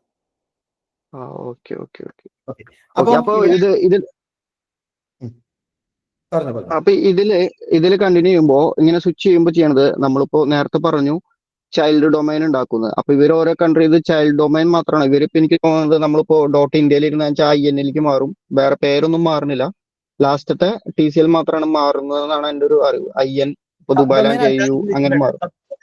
സബ് ഫോൾഡർ എന്ന് പറയും. ആ രീതിയിൽ ഇപ്പൊ ആപ്പിളൊക്കെ അത് ഉപയോഗിക്കുന്നത്. ഇപ്പൊ ഇവിടെ ക്ലിക്ക് ചെയ്യുന്നു വെച്ചാൽ ആപ്പിളിന്റെ സൈറ്റില് നിങ്ങൾ ആപ്പിളിന്റെ സൈറ്റിൽ ക്ലിക്ക് ചെയ്യുമ്പോൾ തന്നെ ഇത് apple.com ആണ് വരുന്നത്. ഓക്കെ, നമുക്ക് ഇപ്പം താഴെ ചെന്ന് കഴിഞ്ഞാൽ നമുക്ക് ഓരോ കൺട്രി ചൂസ് ചെയ്യാൻ പറ്റും. USA കിടക്കുന്ന ഞാനിപ്പോ പോയിട്ട് ബഹ്റിൻ ചൂസ് ചെയ്തു. അപ്പൊ നിങ്ങൾക്ക് അതിന്റെ അറ്റത്ത് കാണാം, ഇത് കണ്ടോ, എന്തായി, apple.com BH എന്നായി. ബഹ്റിൻ എന്ന് പറഞ്ഞ എക്സ്റ്റൻഷൻ സബ് ഡൊമൈൻ അല്ല, കാരണം പ്രൈസ് വ്യത്യാസമുണ്ട്. ഇനി നിങ്ങൾ പോയിട്ട് ഇന്ത്യ ചൂസ് ചെയ്ത് കഴിഞ്ഞാൽ ഇന്ത്യക്ക് ഉള്ള റേറ്റ് വേറെ ആയിരിക്കും, IN എന്ന് പറഞ്ഞു വരും. അപ്പൊ ഓരോ കൺട്രിക്കും സെപ്പറേറ്റ് ആയിട്ടുള്ള സബ് ഫോൾഡേഴ്സ് യൂസ് ചെയ്യുന്നതിന്റെ കാര്യം പ്രൊഡക്റ്റ് ഒന്നായിരിക്കും, പക്ഷെ പ്രൈസിങ് ഡിഫറൻസ് ഉണ്ടാവും. അത് സൈറ്റ് ചെയ്യുമ്പോൾ ചെയ്യും. ചിലർക്ക് അങ്ങനെയൊന്നും ഉണ്ടാവില്ല. ലോകത്ത് എവിടെ ഇരുന്ന് അടിച്ചാൽ ഒരു സൈറ്റ്, ഇപ്പൊ എന്റെ സൈറ്റ് ലോകത്ത് എവിടെ ഇരുന്ന് വെച്ചാൽ ഈ സൈറ്റ് എന്തെങ്കിലും കാണിക്കും. കാരണം എനിക്ക് സ്വിച്ചിങ്ങിന്റെ ആവശ്യമില്ല. കാരണം കസ്റ്റമറെയും ആളെ നോക്കി ഞാനായിരിക്കും വിഷയം അതിന്റെ റേറ്റിംഗ് മാറ്റുന്നത്. പക്ഷെ പ്രൊഡക്റ്റ് ചെയ്യുമ്പോൾ ഒരു പരിധി വരെ ഇങ്ങനെ സ്വിച്ച് ചെയ്യുന്ന രീതികളുണ്ട്. അത് ഡെവലപ്പർ ബ്രില്യന്റ് ആണെങ്കിൽ IP വെച്ചിട്ട് സ്വിച്ച് ചെയ്യാൻ പറ്റും. ഓക്കെ, അപ്പോ ഈ ഞാനിപ്പോ പറഞ്ഞത് ഈ എക്സ്റ്റൻഷൻ ചൂസ് ചെയ്യുമ്പോഴത്തെ കാര്യം പറഞ്ഞ .com ചൂസ് ചെയ്യുന്നതിനും .in ചൂസ് ചെയ്യുന്നതിനും .a ചൂസ് ചെയ്യുന്നതിനും ഒരു പ്രൈമറി ഫാക്ടർ എന്ന് പറയുന്നത് ഒരു കമ്പനിയുടെ സർവീസ് ഒരു രാജ്യത്തിനകത്ത് മാത്രം ഉള്ളതാണെങ്കിൽ, പ്രൊഡക്റ്റ് ആ രാജ്യത്തിനകത്ത് മാത്രമേ ഉള്ളൂ, ലോകത്തുള്ള എല്ലാവരും ആ പ്രൊഡക്റ്റിലേക്ക് ആ രാജ്യത്തേക്കാണ് ഫോക്കസ് ചെയ്യണമെങ്കിൽ ആ കൺട്രിയുടെ എക്സ്റ്റൻഷൻ വേണമെങ്കിൽ കൊടുക്കാം. അല്ല, നിങ്ങൾക്ക് അതിലൊന്നും റിസ്ക് എടുക്കാൻ പറ്റില്ല. ചിലർ പറയും എന്റെ പൊന്നു ചോദിച്ചു എന്ത് പണിയാ കാണിച്ച, .in വേണ്ടായിരുന്നു, ഞങ്ങൾ ഗ്ലോബലി പോകേണ്ടതല്ലേ. അതുകൊണ്ട് കസ്റ്റമറോട് ചോദിക്കുമ്പോൾ അവരോട് പറയുന്നവരെ ചെയ്യാം. അതിൽ ഏറ്റവും നല്ലത് .com ആണ് പ്രിഫർ ചെയ്യുന്ന, റിസ്ക് ഇല്ല. ഇപ്പൊ എല്ലാ കാലത്തും എല്ലാത്തരം കമ്പനികൾക്കും ഉപയോഗിക്കാവുന്ന ഒന്നാണ് .com. പിന്നെ കീപ് ഇറ്റ് ഷോർട്ട് എന്ന് പറയും. ഇതിപ്പോ ഞാൻ കുറച്ച് ഓൺലൈൻ ഇത് കണ്ടതാണ്, ഏറ്റവും കൂടുതൽ SEOക്ക് അനുയോജ്യമായത് .com എന്ന് പറയുന്നത് കേട്ടിട്ടുണ്ട്. സെർച്ച് എഞ്ചിൻ ഒപ്റ്റിമൈസ് ചെയ്യാൻ വേണ്ടിയിട്ട് കൂടുതലും പ്രിഫറബിൾ, അതായത് ഇപ്പൊ മാർക്ക് നോക്കാൻ വെച്ചാൽ .com കൊടുക്കാൻ വെച്ചാൽ 9 പോയിന്റ് കൊടുക്കും, അല്ലെങ്കിൽ വേറെ ഏതെങ്കിലും കൊടുക്കാൻ ചെറ്റ്, അങ്ങനെ എന്തെങ്കിലും ഉണ്ടോ ഇതില്? ഇല്ല, എക്സ്റ്റൻഷൻസ് നമ്മൾ ലോജിക്കലി കറക്റ്റ് ചെയ്യാന്നുള്ളൂ. ഉദാഹരണത്തിന് ആളുകൾക്ക് എപ്പോഴും അവരുടെ കൺട്രിക്കകത്തുള്ള സർവീസുകൾ എടുക്കാൻ കൂടുതൽ താല്പര്യം കൺട്രി വൈസ് എക്സ്റ്റൻഷൻ സൈക്കോളജിക്കലി അതായത്.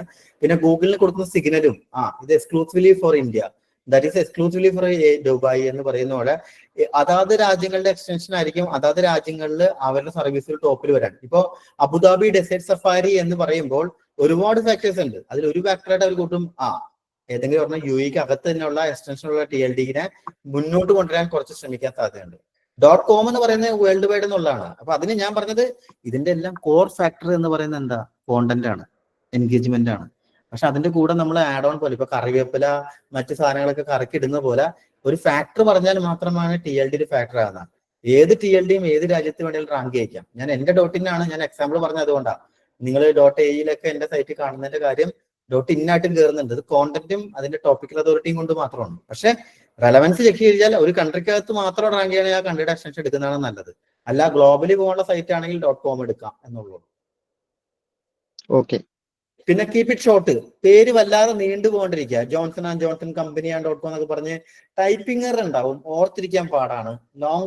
ലോങ് ആയിട്ടുള്ള URLകൾ എൻഗേജ്മെന്റ് കുറവായിരിക്കും. ആളുകളുടെ പല കാര്യങ്ങൾക്കുണ്ട്. അപ്പൊ ഗൂഗിൾ തന്നെ റെക്കമെൻഡ് ചെയ്യാറുണ്ട് കീപ് ഇറ്റ് ഷോർട്ട് എന്ന്. ഫ്ലിപ്കാർട്ട്, ആമസോൺ, ആപ്പിൾ എന്നൊക്കെ പറയുന്നത് 1 or 2 വേർഡ് അല്ലെങ്കിൽ മാക്സിമം 3 വേർഡിന് അപ്പുറത്തേക്ക് പോവാണ്ടിരിക്കുക. ഒരു ഡൊമൈൻ പേര് വളരെ നീട്ടി ഒരുപാട് വേർഡുകളൊക്കെ മിക്സ് ചെയ്ത് കൺഫ്യൂഷൻ ക്രിയേറ്റ് ചെയ്യുന്നു. ഫോണിൽ കൂടെ പറഞ്ഞാൽ മനസ്സിലാവുന്നില്ല, ടൈപ്പ് ചെയ്ത് അർത്ഥം വരുന്നത്, വേർഡ് വിട്ടുപോകുന്നു. അതുകൊണ്ട് എപ്പോഴും കൺസെപ്റ്റ് ഓറിയന്റഡ് ആയിരിക്കണം, ഷോർട്ട് ആയിരിക്കണം. അതാണ് എപ്പോഴും നല്ലൊരു ഡൊമൈന്റെ ലക്ഷണങ്ങളിലൊന്നും. പിന്നെന്താ, മെമ്മറബിൾ ആയിരിക്കണം. പെട്ടെന്ന് ഓർമ്മയിൽ നിൽക്കുന്ന പേരുകളാണെങ്കിൽ ആൾക്കാർ നാളെ മറക്കില്ല. അത് ലോജിക്കൽ ഫാക്ടർ ആണ്. അതുണ്ടെങ്കിൽ അത്രയും നല്ലതാ. ഡിഫിക്കൽട്ട് മിസ്പെല്ല്, ഞാൻ നേരത്തെ പറഞ്ഞ പോലെ നിങ്ങൾ ഇവിടെ നോക്കിക്കഴിഞ്ഞാൽ ഇപ്പം ചില പേരുകളുണ്ടാവും, merchant.com, കൺസൾട്ടന്റ്, റാഡിയന്റ് എന്നൊക്കെ പറയുമ്പോൾ സ്വാഭാവികമായിട്ട് ചില ഡൊമൈന്റെ പേര് ഇങ്ങനെയാണ്. മർച്ചന്റ് എന്ന് പറയുമ്പോൾ നമ്മൾ ഫോണിൽ കേൾക്കുമ്പോൾ എന്താ MERCHANT, ഒരു A ആരെയും പ്രതീക്ഷിക്കുമോ? ഇല്ല. കൺസൾട്ട് ഒരു U അധികം പ്രതീക്ഷിക്കും? ഇല്ല. റാഡിയന്റ് ചിലപ്പോൾ ഒരു D അധികം പ്രതീക്ഷിക്കണമെന്നില്ല. അപ്പൊ എന്ത് പറ്റും, ആളുകൾ ഇത് കേൾക്കുമ്പോൾ ടൈപ്പ് അടിക്കും, ടൈപ്പ് ചെയ്യുമ്പോൾ തെറ്റും. കാരണം ഇത് കണ്ടോ, സുസെൻസ്, സൂപ്പർ മാർക്കറ്റ് എന്നൊക്കെ പറഞ്ഞ് പറയാൻ ബുദ്ധിമുട്ടുള്ളത്, ടൈപ്പ് ചെയ്യാൻ ബുദ്ധിമുട്ടുള്ളത്, സ്പെല്ലിംഗ് ഓർത്ത് ടൈപ്പിക്കാൻ, ഇതൊക്കെ നമുക്ക് എന്താ പ്രശ്നം, ഡബിൾ ലെറ്റേഴ്സ് ആവാം, logically correct. APP apple, okay fine, അങ്ങനെ കേട്ട് പരിചയമുള്ള ഡബിൾ ലെറ്റേഴ്സ് ആവാം. അൺഎക്സ്പെക്ടഡ് ആയിട്ട് ഇങ്ങനെ തിങ്ക് ചെയ്ത് എടുക്കാൻ പറ്റാത്ത ഡബിൾ ലെറ്റേഴ്സ് ആണെങ്കിൽ അത് കൊടുക്കാണ്ടിരിക്കാൻ നല്ലത്. പിന്നെ ഇതുപോലെ സുസിയൻസ്, സിപ്പർ എന്നൊക്കെ പറഞ്ഞു കഴിഞ്ഞാൽ നമ്മൾ തന്നെ എഫേർട്ട് ഇട്ട് പറയേണ്ടി വരും ഇതാണെന്നുള്ളത്. അപ്പൊ അങ്ങനത്തെ കൺഫ്യൂഷൻ ഉള്ളതും ലോജിക്കലി റെലവന്റ് അല്ലാത്ത ഡബിൾ ലെറ്റേഴ്സ് ഉള്ള പേരുകൾ ഡൊമൈനിൽ നിന്ന് ഒഴിവാക്കാൻ ശ്രമിക്കുക. പിന്നെ പറയുന്നുണ്ട് ബ്രാൻഡ് നെയിം മാത്രം വന്നാൽ അത്രയും നല്ലതാണ്. ഈ സ്കോറൊന്നും നോക്കണ്ട. ഫ്ലിപ്കാർട്ട്, ആമസോൺ, അല്ലെങ്കിൽ എന്ത് ചെയ്യാം, ബ്രാൻഡ് നെയിമിന്റെ കൂടെ ഹൈഫൺ ഇടുക. ബ്രാൻഡ് നെയിമിന്റെ കൂടെ 1, 2, 3 എന്നൊക്കെ ഇടുമ്പോഴത്തേനും അതൊരു ചീപ്പായ ഡൊമൈനുകൾ കാണുന്ന ഒരു പ്രാക്ടീസാണ്. ഇപ്പൊ ജിജോ ജോസഫ് SEOക്ക് 1000 രൂപയാണെങ്കിൽ ജിജോ ജോസഫ് SEO 1, 2, 3 ചിലപ്പോൾ നിങ്ങൾക്ക് 199 രൂപ കിട്ടും. അല്ലെങ്കിൽ ജിജോ ജോസഫ് #123 എന്നടിച്ചു കഴിഞ്ഞാലും ചിലപ്പോൾ കിട്ടും. ഹൈഫൺ നടുക്ക് വന്നാലും നമ്പേഴ്സ് വന്നാലും സാധാരണ ചീപ്പായി കാണുന്ന ഡൊമൈനിൽ കാണുന്ന പ്രാക്ടീസാണ്. നിങ്ങളുടെ പേരിലുള്ള ഡൊമൈൻ 1000 രൂപയാണെങ്കിൽ അതിൻ്റെ കൂടെ 1, 2, 3 എന്നോ അല്ലെങ്കിൽ അതിന്റെ നടുക്കൊരു ഹൈഫൺ ഇട്ട് കൊടുത്തു കഴിഞ്ഞാൽ സ്വാഭാവികമായിട്ട് ആ ഡൊമൈനിന്റെ വില കുറയുന്നത് നിങ്ങൾക്ക് കാണാൻ പറ്റും. അപ്പൊ അതിന്റെ ചീപ്പായ ഡൊമൈനുകൾ ഉപയോഗിക്കേണ്ടിരിക്കുന്നതാണ് നല്ലൊരു ബ്രാൻഡിന് നല്ലത്. അതുപോലെ തന്നെയാണ് ഈ .com .in തോന്നുന്നു. ചില കമ്പനികൾ നല്ല പോപ്പുലർ .comന് റേറ്റ് ഇത്തിരി കൂടുതലായിരിക്കും. .co.in അല്ലെങ്കിൽ .co. എടുക്കാന്ന് വെച്ചാൽ ഞാൻ അതുകൊണ്ടാണ് നേരത്തെ ഞാനൊരു ക്വസ്റ്റ്യൻ ചോദിച്ചത്, ഇത് SEOയിൽ എന്തെങ്കിലും ബന്ധമുണ്ടോ, അതായത് .com .in എടുക്കണതിൽ എന്തെങ്കിലും ഇതുണ്ടോന്ന്. ഇപ്പൊ പ്രൈസ് നോക്കുമ്പോ പല കേസിലും ഇപ്പൊ നമുക്ക് തന്നെ അറിയാം, ഫേസ്ബുക്കിന്റെ കൊച്ചിയിലുള്ള ഒരു ചക്കരാണ് FB.com മേടിച്ചിട്ടത്. അല്ലല്ല, അതിന്റെ factory SEO point of view അല്ല അത് വരുന്നത്. ഇപ്പൊ .com എന്ന് പറയുമ്പോഴത്തേനും വേൾഡ് വൈഡ് എന്നൊരു അർത്ഥം, ലോകം മൊത്തം ഫ്രീ ആയിട്ട് ഉപയോഗിക്കാം എന്നുള്ളത് കൊണ്ട് തന്നെ ആ എക്സ്റ്റൻഷന് വില കൂടുതലായിരിക്കും. പക്ഷെ നമ്മുടെ റിക്വയർമെന്റ് ഇന്ത്യക്കകത്ത് നിൽക്കുന്നു, നമ്മുടെ പ്രൊഡക്റ്റും നമ്മുടെ സർവീസും നമ്മുടെ എല്ലാം ഇന്ത്യക്കകത്ത് മാത്രമാണെങ്കിൽ ഡോട്ടിന് റേറ്റ് കുറവായിരിക്കും. അതെല്ലാം മിക്ക കൺട്രി വൈസ് എക്സ്റ്റൻഷൻസിനും വില കുറവാണ്. ആ വില കുറവ് നമ്മുടെ റിക്വയർമെന്റ് അനുസരിച്ചിട്ടാണ് നമ്മൾ TLD ചൂസ് ചെയ്യുക.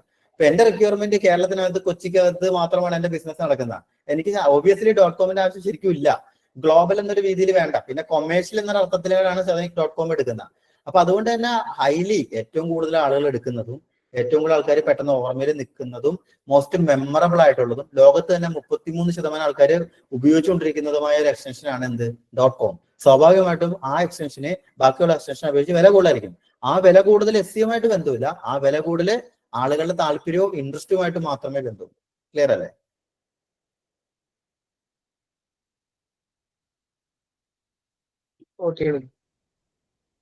ഞാനിപ്പോ അതിനൊരു എക്സാമ്പിൾ കാണിച്ചു തരാം. ഇത് തന്നെ എടുക്കാം.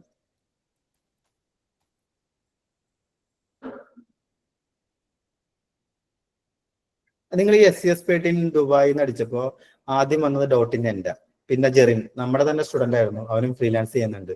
നോക്കിയേ, ഇവിടെ .com വന്നിട്ടുണ്ട്, അതിന്റെ പൊസിഷൻ എവിടെയാണ് പ്ലേസ് ചെയ്തിരിക്കുന്നത്? 3-ാം പൊസിഷനിലേക്കാണ് പ്ലേസ് ചെയ്തിരിക്കുന്നത്. ഒരു .a വന്നിട്ടുണ്ട്, അതിന്റെ പൊസിഷൻ എവിടെ പ്ലേസ് ചെയ്തിരിക്കുന്നത്? 4-ാമത്തത്. വീണ്ടും എന്റെ സൈറ്റ് വരുന്നുണ്ട്, അതെവിടെ പ്ലേസ് ചെയ്തിരിക്കുന്നത്? 5-ാമത്. 1-ാമതും ഉണ്ട്, 5-ാമതും ഉണ്ട്. .comോ .aയോ പോലും കവറപ്പ് ചെയ്ത് മുന്നിൽ വന്നിട്ടില്ല. ബിക്കോസ് എക്സ്റ്റൻഷന്റെ വാല്യൂ കാണിക്കാനാണ് ഞാൻ അത് കാണിച്ചിരിക്കുന്നത്.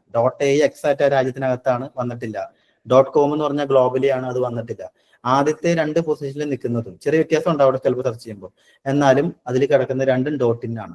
അതായത് ഞാനിത് കാണിച്ചത് നിങ്ങൾ എക്സ്റ്റൻഷനിൽ കുടുങ്ങിപ്പോയത്. എക്സ്റ്റൻഷൻ ആണ് ഏറ്റവും വലിയ ഫാക്ടർ ആണോ? അല്ല. അങ്ങനെ നിങ്ങൾക്ക് സെർച്ച് ചെയ്ത് നോക്കി കഴിഞ്ഞാൽ നിങ്ങൾക്ക് എപ്പോഴും കൺഫ്യൂഷൻ ആയിരിക്കും. ഞാൻ പറയുന്നത് നമ്മളുടെ കണ്ടന്റ് നമ്മളുടെ അതോറിറ്റിയും കൂടെ .a കൂടെ ഉണ്ടെങ്കിൽ, അല്ലെങ്കിൽ അതാത് കൺട്രി ഉണ്ടെങ്കിൽ that's better. One of the ഫാക്ടേഴ്സിൽ ഒരു കുഞ്ഞു ഫാക്ടർ മാത്രമാണുള്ളൂ. ആ ഫാക്ടർ വെച്ചിട്ട് ഒരിക്കലും നിങ്ങൾക്ക് ടോപ്പിൽ എത്തിക്കാൻ പറ്റില്ല. നിങ്ങൾ .com മേടിച്ചാലും, കൂടിയ ഡൊമൈൻ മേടിച്ചാലും, കുറഞ്ഞ ഡൊമൈൻ മേടിച്ചാലും, കോണ്ടന്റും റെലവൻസും വേറെ ഒരുപാട് ഫാക്ടേഴ്സ് ഉണ്ട്. അപ്പൊ SEO ചുരുങ്ങി പോരുത്. ഇത് തുടക്കത്തെ ക്ലാസ്സുകളായതുകൊണ്ട് ഇവിടെ തൊട്ട് പോയിന്റുകൾ പറഞ്ഞു പോകുന്നത് മാത്രമേ ഉള്ളൂ. അപ്പൊ ഇങ്ങനെ നോക്കിയാൽ മതി. ഈ ഹൈഫൺസും നമ്പേഴ്സും ഉണ്ടെങ്കിൽ ഒഴിവാക്കുക. സ്പാമി ഡൊമൈനിൽ കാണുന്നതാണ്. പക്ഷെ ഒരിക്കലും .in-ഉം .a എന്നൊക്കെ പറഞ്ഞാൽ സ്പാമി അല്ല, അത് കൺട്രി വൈസ് TLDs ആണ്, അത് അക്സെപ്റ്റബിൾ ആണ്. കൺഫ്യൂഷൻ ഉള്ള ലെറ്ററുകൾ ഒഴിവാക്കുക, ഡബിൾ ലെറ്റേഴ്സ് ഒഴിവാക്കാൻ ശ്രമിക്കുക, ഓർമ്മയിൽ നിൽക്കുന്ന ഡൊമൈനുകൾ ഉപയോഗിക്കുക. പിന്നെ ഈ പറഞ്ഞ പോലെ .comൽ സ്റ്റിക്ക് ഓൺ ചെയ്യാവുന്ന കേസുകളാണെങ്കിൽ മാക്സിമം സ്റ്റിക്ക് ഓൺ ചെയ്യാം. ഷോർട്ട് ആയിരിക്കണം, മെമ്മറബിൾ ആയിരിക്കണം, ഡിഫിക്കൽട്ട് മിസ്പെല്, ഡിസ്ക്രിപ്റ്റീവ് ഓർ ബ്രാൻഡബിൾ. ഇതിലൊരു വലിയ കാര്യമുണ്ട്. ഡിസ്ക്രിപ്റ്റീവ് ഓർ ബ്രാൻഡബിൾ എന്ന് പറഞ്ഞു കഴിഞ്ഞാൽ നമുക്ക് അത് നിർബന്ധമില്ല എല്ലാ കേസിലും. ഇപ്പൊ എന്റെ കേസിലാണെങ്കിൽ എന്റെ ബ്രാൻഡ് എന്ന് പറഞ്ഞാൽ എന്റെ പേരാണ്, എന്റെ സർവീസ് SEO ആണ്. അപ്പൊ ഇതിൽ നിന്ന് തന്നെ ഗൂഗിളിൽ മനസ്സിലാവുന്ന 5-6 പോയിന്റ്സുകൾ ഞാൻ പറഞ്ഞുതരാം. ഒന്നെന്താ, ഈ സൈറ്റ് സെക്യൂർഡ് ആണ്. ഒരു റാങ്കിങ് ഫാക്ടർ കിട്ടിയോ? സെക്യൂർഡ് ആയ സൈറ്റുകൾക്ക് ഗൂഗിൾ വാല്യൂ കൊടുക്കുന്നുണ്ട്. ദാറ്റ് മീൻസ് HTTPS എന്ന് പറയുന്നത് സെക്യൂർഡ് ആണ്. വരുന്ന കസ്റ്റമറുടെ ഡാറ്റയെ കൺവേർട്ട് ചെയ്ത് ഉപയോഗിക്കുന്നതുകൊണ്ട് തന്നെ ഡാറ്റ കൺവേർഷൻ അല്ലെങ്കിൽ ഡാറ്റനെ എൻക്രിപ്റ്റ് ചെയ്യുന്നതുകൊണ്ട് വരുന്ന കസ്റ്റമറിന് എന്റെ സൈറ്റ് വാല്യൂ കൊടുക്കുന്നുണ്ട്.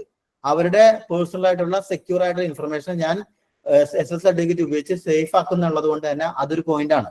രണ്ടെന്താ, ഇത് ഇന്ത്യക്കകത്തുള്ള സെർച്ചുകളിൽ ഇത് വരാനുള്ള പോസിബിലിറ്റി കുറച്ച് കൂടുതലായിരിക്കും, കാരണം ഇന്ത്യയുടെ TLD ആണ് കൊടുത്തിരിക്കുന്നത്. 3, എന്റെ പ്രധാനപ്പെട്ട റാങ്ക് ചെയ്യേണ്ട കീവേഡ് ആയിട്ടുള്ള SEO അതെന്റെ പേരിന്റെ കൂടെ തന്നെ ചേർത്തിട്ടുണ്ട്. സോ ഇവിടെ ഡിസ്ക്രിപ്റ്റീവ് ഓർ ബ്രാൻഡബിൾ ആണ്, ഷോർട്ട് ആണ്, കൺട്രി വൈസ് TLD ആണ്, സെക്യൂർഡ് ആണ്. ഇത്രയധികം പോയിന്റുകൾ നിങ്ങൾക്ക് ഈ ഡൊമൈനിൽ ഇനി കാണാൻ പറ്റണം. ഇതുവരെ കണ്ടിട്ടില്ലെങ്കിൽ ഇനി തൊട്ട് നിങ്ങൾ നോക്കുമ്പോൾ ഡൊമൈൻ കാണുമ്പോൾ സെക്യൂർഡ് ആണോന്നും ഡിസ്ക്രിപ്റ്റീവ് ബ്രാൻഡബിൾ ആണോന്നും മെയിൻ സർവീസ് വന്നിട്ടുണ്ട്. ഇപ്പൊ ഇവിടെ ടൂറിസം എടുത്തു കഴിഞ്ഞാൽ കണ്ടോ, ഇത് UAE അകത്താണെന്നും ടൂറിസം ആണ് ഇവരുടെ മെയിൻ എന്നും, ഇത് ഷോർട്ട് ആണ്, ഇത് സെക്യൂർഡ് ആണ്. ഇപ്പൊ ഈ UAE അകത്തുള്ള അല്ലെങ്കിൽ UAE ഫോക്കസ് ചെയ്യുന്ന സെർച്ചുകളിൽ ഇവർ വരാനുള്ള പോസിബിലിറ്റി കമ്പാരിറ്റീവ്ലി ഇച്ചിരി ഹൈ ആയിരിക്കും. അതാണ് ഇതുകൊണ്ട് ഉദ്ദേശിക്കുന്നത്. അപ്പോൾ TLD കൺട്രി വൈസ് ഒരു ഫാക്ടറാണ്, ഷോർട്ട് ഒരു ഫാക്ടറാണ്, മെയിൻ സർവീസ് ഡൊമൈനിലൂടെ വരുന്ന ഒരു ഫാക്ടർ ആയിട്ട് കൺസിഡർ ചെയ്യാം, സെക്യൂരിറ്റി ഒരു ഫാക്ടറാണ്. പക്ഷെ എല്ലാ ബിസിനസ്സുകൾക്കും മെയിൻ സർവീസ് കൊണ്ടുവരാൻ പറ്റുമോ? ഇല്ല. കാരണം ആമസോൺ ആദ്യകാലങ്ങളിൽ വിറ്റുകൊണ്ടിരുന്നത് ബുക്സാ. അപ്പൊ ഞാൻ പറഞ്ഞിട്ട് അവർ ചെയ്യണം amazonbooks.com. ഇന്ന് അത് അവർക്ക് പറ്റുമോ? ഇല്ല. ഇന്ന് ആമസോണിൽ വിൽക്കാത്ത സാധനങ്ങളില്ല. അപ്പൊ അങ്ങനെയുള്ളതിനെ നമ്മൾ എന്ത് ചെയ്യുക? ആമസോണിൽ തന്നെ വിടുക. ചില മൾട്ടിപ്പിൾ സർവീസുകളുള്ള ഒരു കമ്പനിയാണ്, അല്ലെങ്കിൽ ഇ കൊമേഴ്സ് സൈറ്റ് ആണെങ്കിൽ ഒരു പ്രത്യേക പ്രൊഡക്റ്റോ സർവീസോ അവരുടെ ഡൊമൈനിലേക്ക് കുത്തിത്തിരിയരുത്. കാരണം തിരികെ കഴിഞ്ഞാൽ എന്തൊരു ഇത് ഇതിനെക്കുറിച്ചുള്ള സൈറ്റ് മാത്രമാണോ? അല്ല, എല്ലാം പറയുന്ന സൈറ്റിൽ ആ കമ്പനിയുടെയും മാത്രം ഉപയോഗിക്കുക. ക്ലിയർ ആണോ? അതെ. പിന്നെ അവോർഡ് നമ്പറും അവോർഡ് ഹൈഫണും അത് ഞാൻ നേരത്തെ പറഞ്ഞ തന്നെ അവോർഡ് ചെയ്യണം എന്ന് ഞാൻ പറയില്ല. ഇപ്പൊ m4mary.com അതിന് നമ്പർ ഉണ്ട്, പക്ഷെ അത് കൺസെപ്റ്റ് ഓക്കെയാണ്, ലോജിക്ക് ഓക്കെയാണ്. m4mary എന്ന് പറയുമ്പോൾ ഒരു കണക്ഷൻ ഉണ്ട്.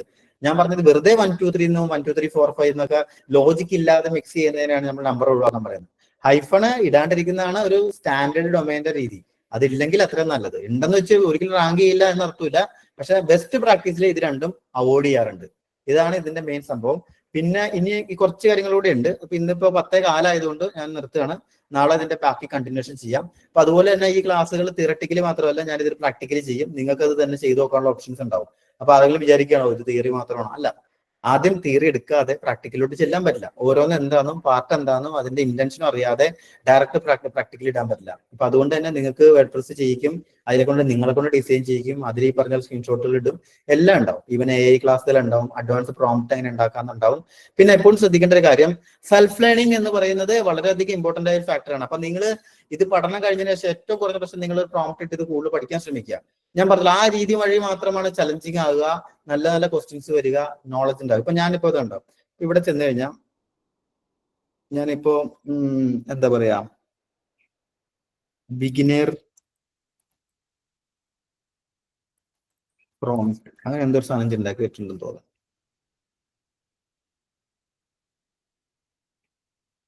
ഇതണ്ട, ഇതൊരു പ്രോംപ്റ്റ് ആണ്. നിങ്ങൾക്ക് അതായത് നിങ്ങളെല്ലാം ChatGPT ഉപയോഗിക്കുന്നതാണ്. പക്ഷെ നിങ്ങൾക്ക് ChatGPT ഉപയോഗിച്ച് നിങ്ങൾക്ക് ഇപ്പോൾ ഉദാഹരണത്തിന് നിങ്ങളിപ്പോ ഡൊമൈനെ കുറിച്ച് പഠിച്ചു എന്ന് വിചാരിക്കുക. അപ്പൊ നിങ്ങൾ ചോദിക്കും, നിങ്ങൾക്ക് ഇനിയും പഠിക്കണമെന്നുണ്ടെങ്കിൽ നിങ്ങൾ വീണ്ടും ചോദിക്കും വാട്ട് ഈസ് ഡൊമൈൻ, അല്ലെങ്കിൽ ഹൗ ടു പർച്ചേസ് ഡൊമൈൻ എന്ന് വെച്ച് നിങ്ങൾക്ക് ഞാൻ പറഞ്ഞ കാര്യങ്ങളെ നിങ്ങൾ ക്രോസ് ചെക്ക് ചെയ്ത് പുതിയ പോയിന്റുകൾ ആഡ് ചെയ്യാം. അപ്പൊ ഇതിൽ ഞാനൊരു ഇതണ്ട എക്സ്പ്ലെയിൻ ദ ടോപ്പിക്, എന്താ best practices of domain purchase.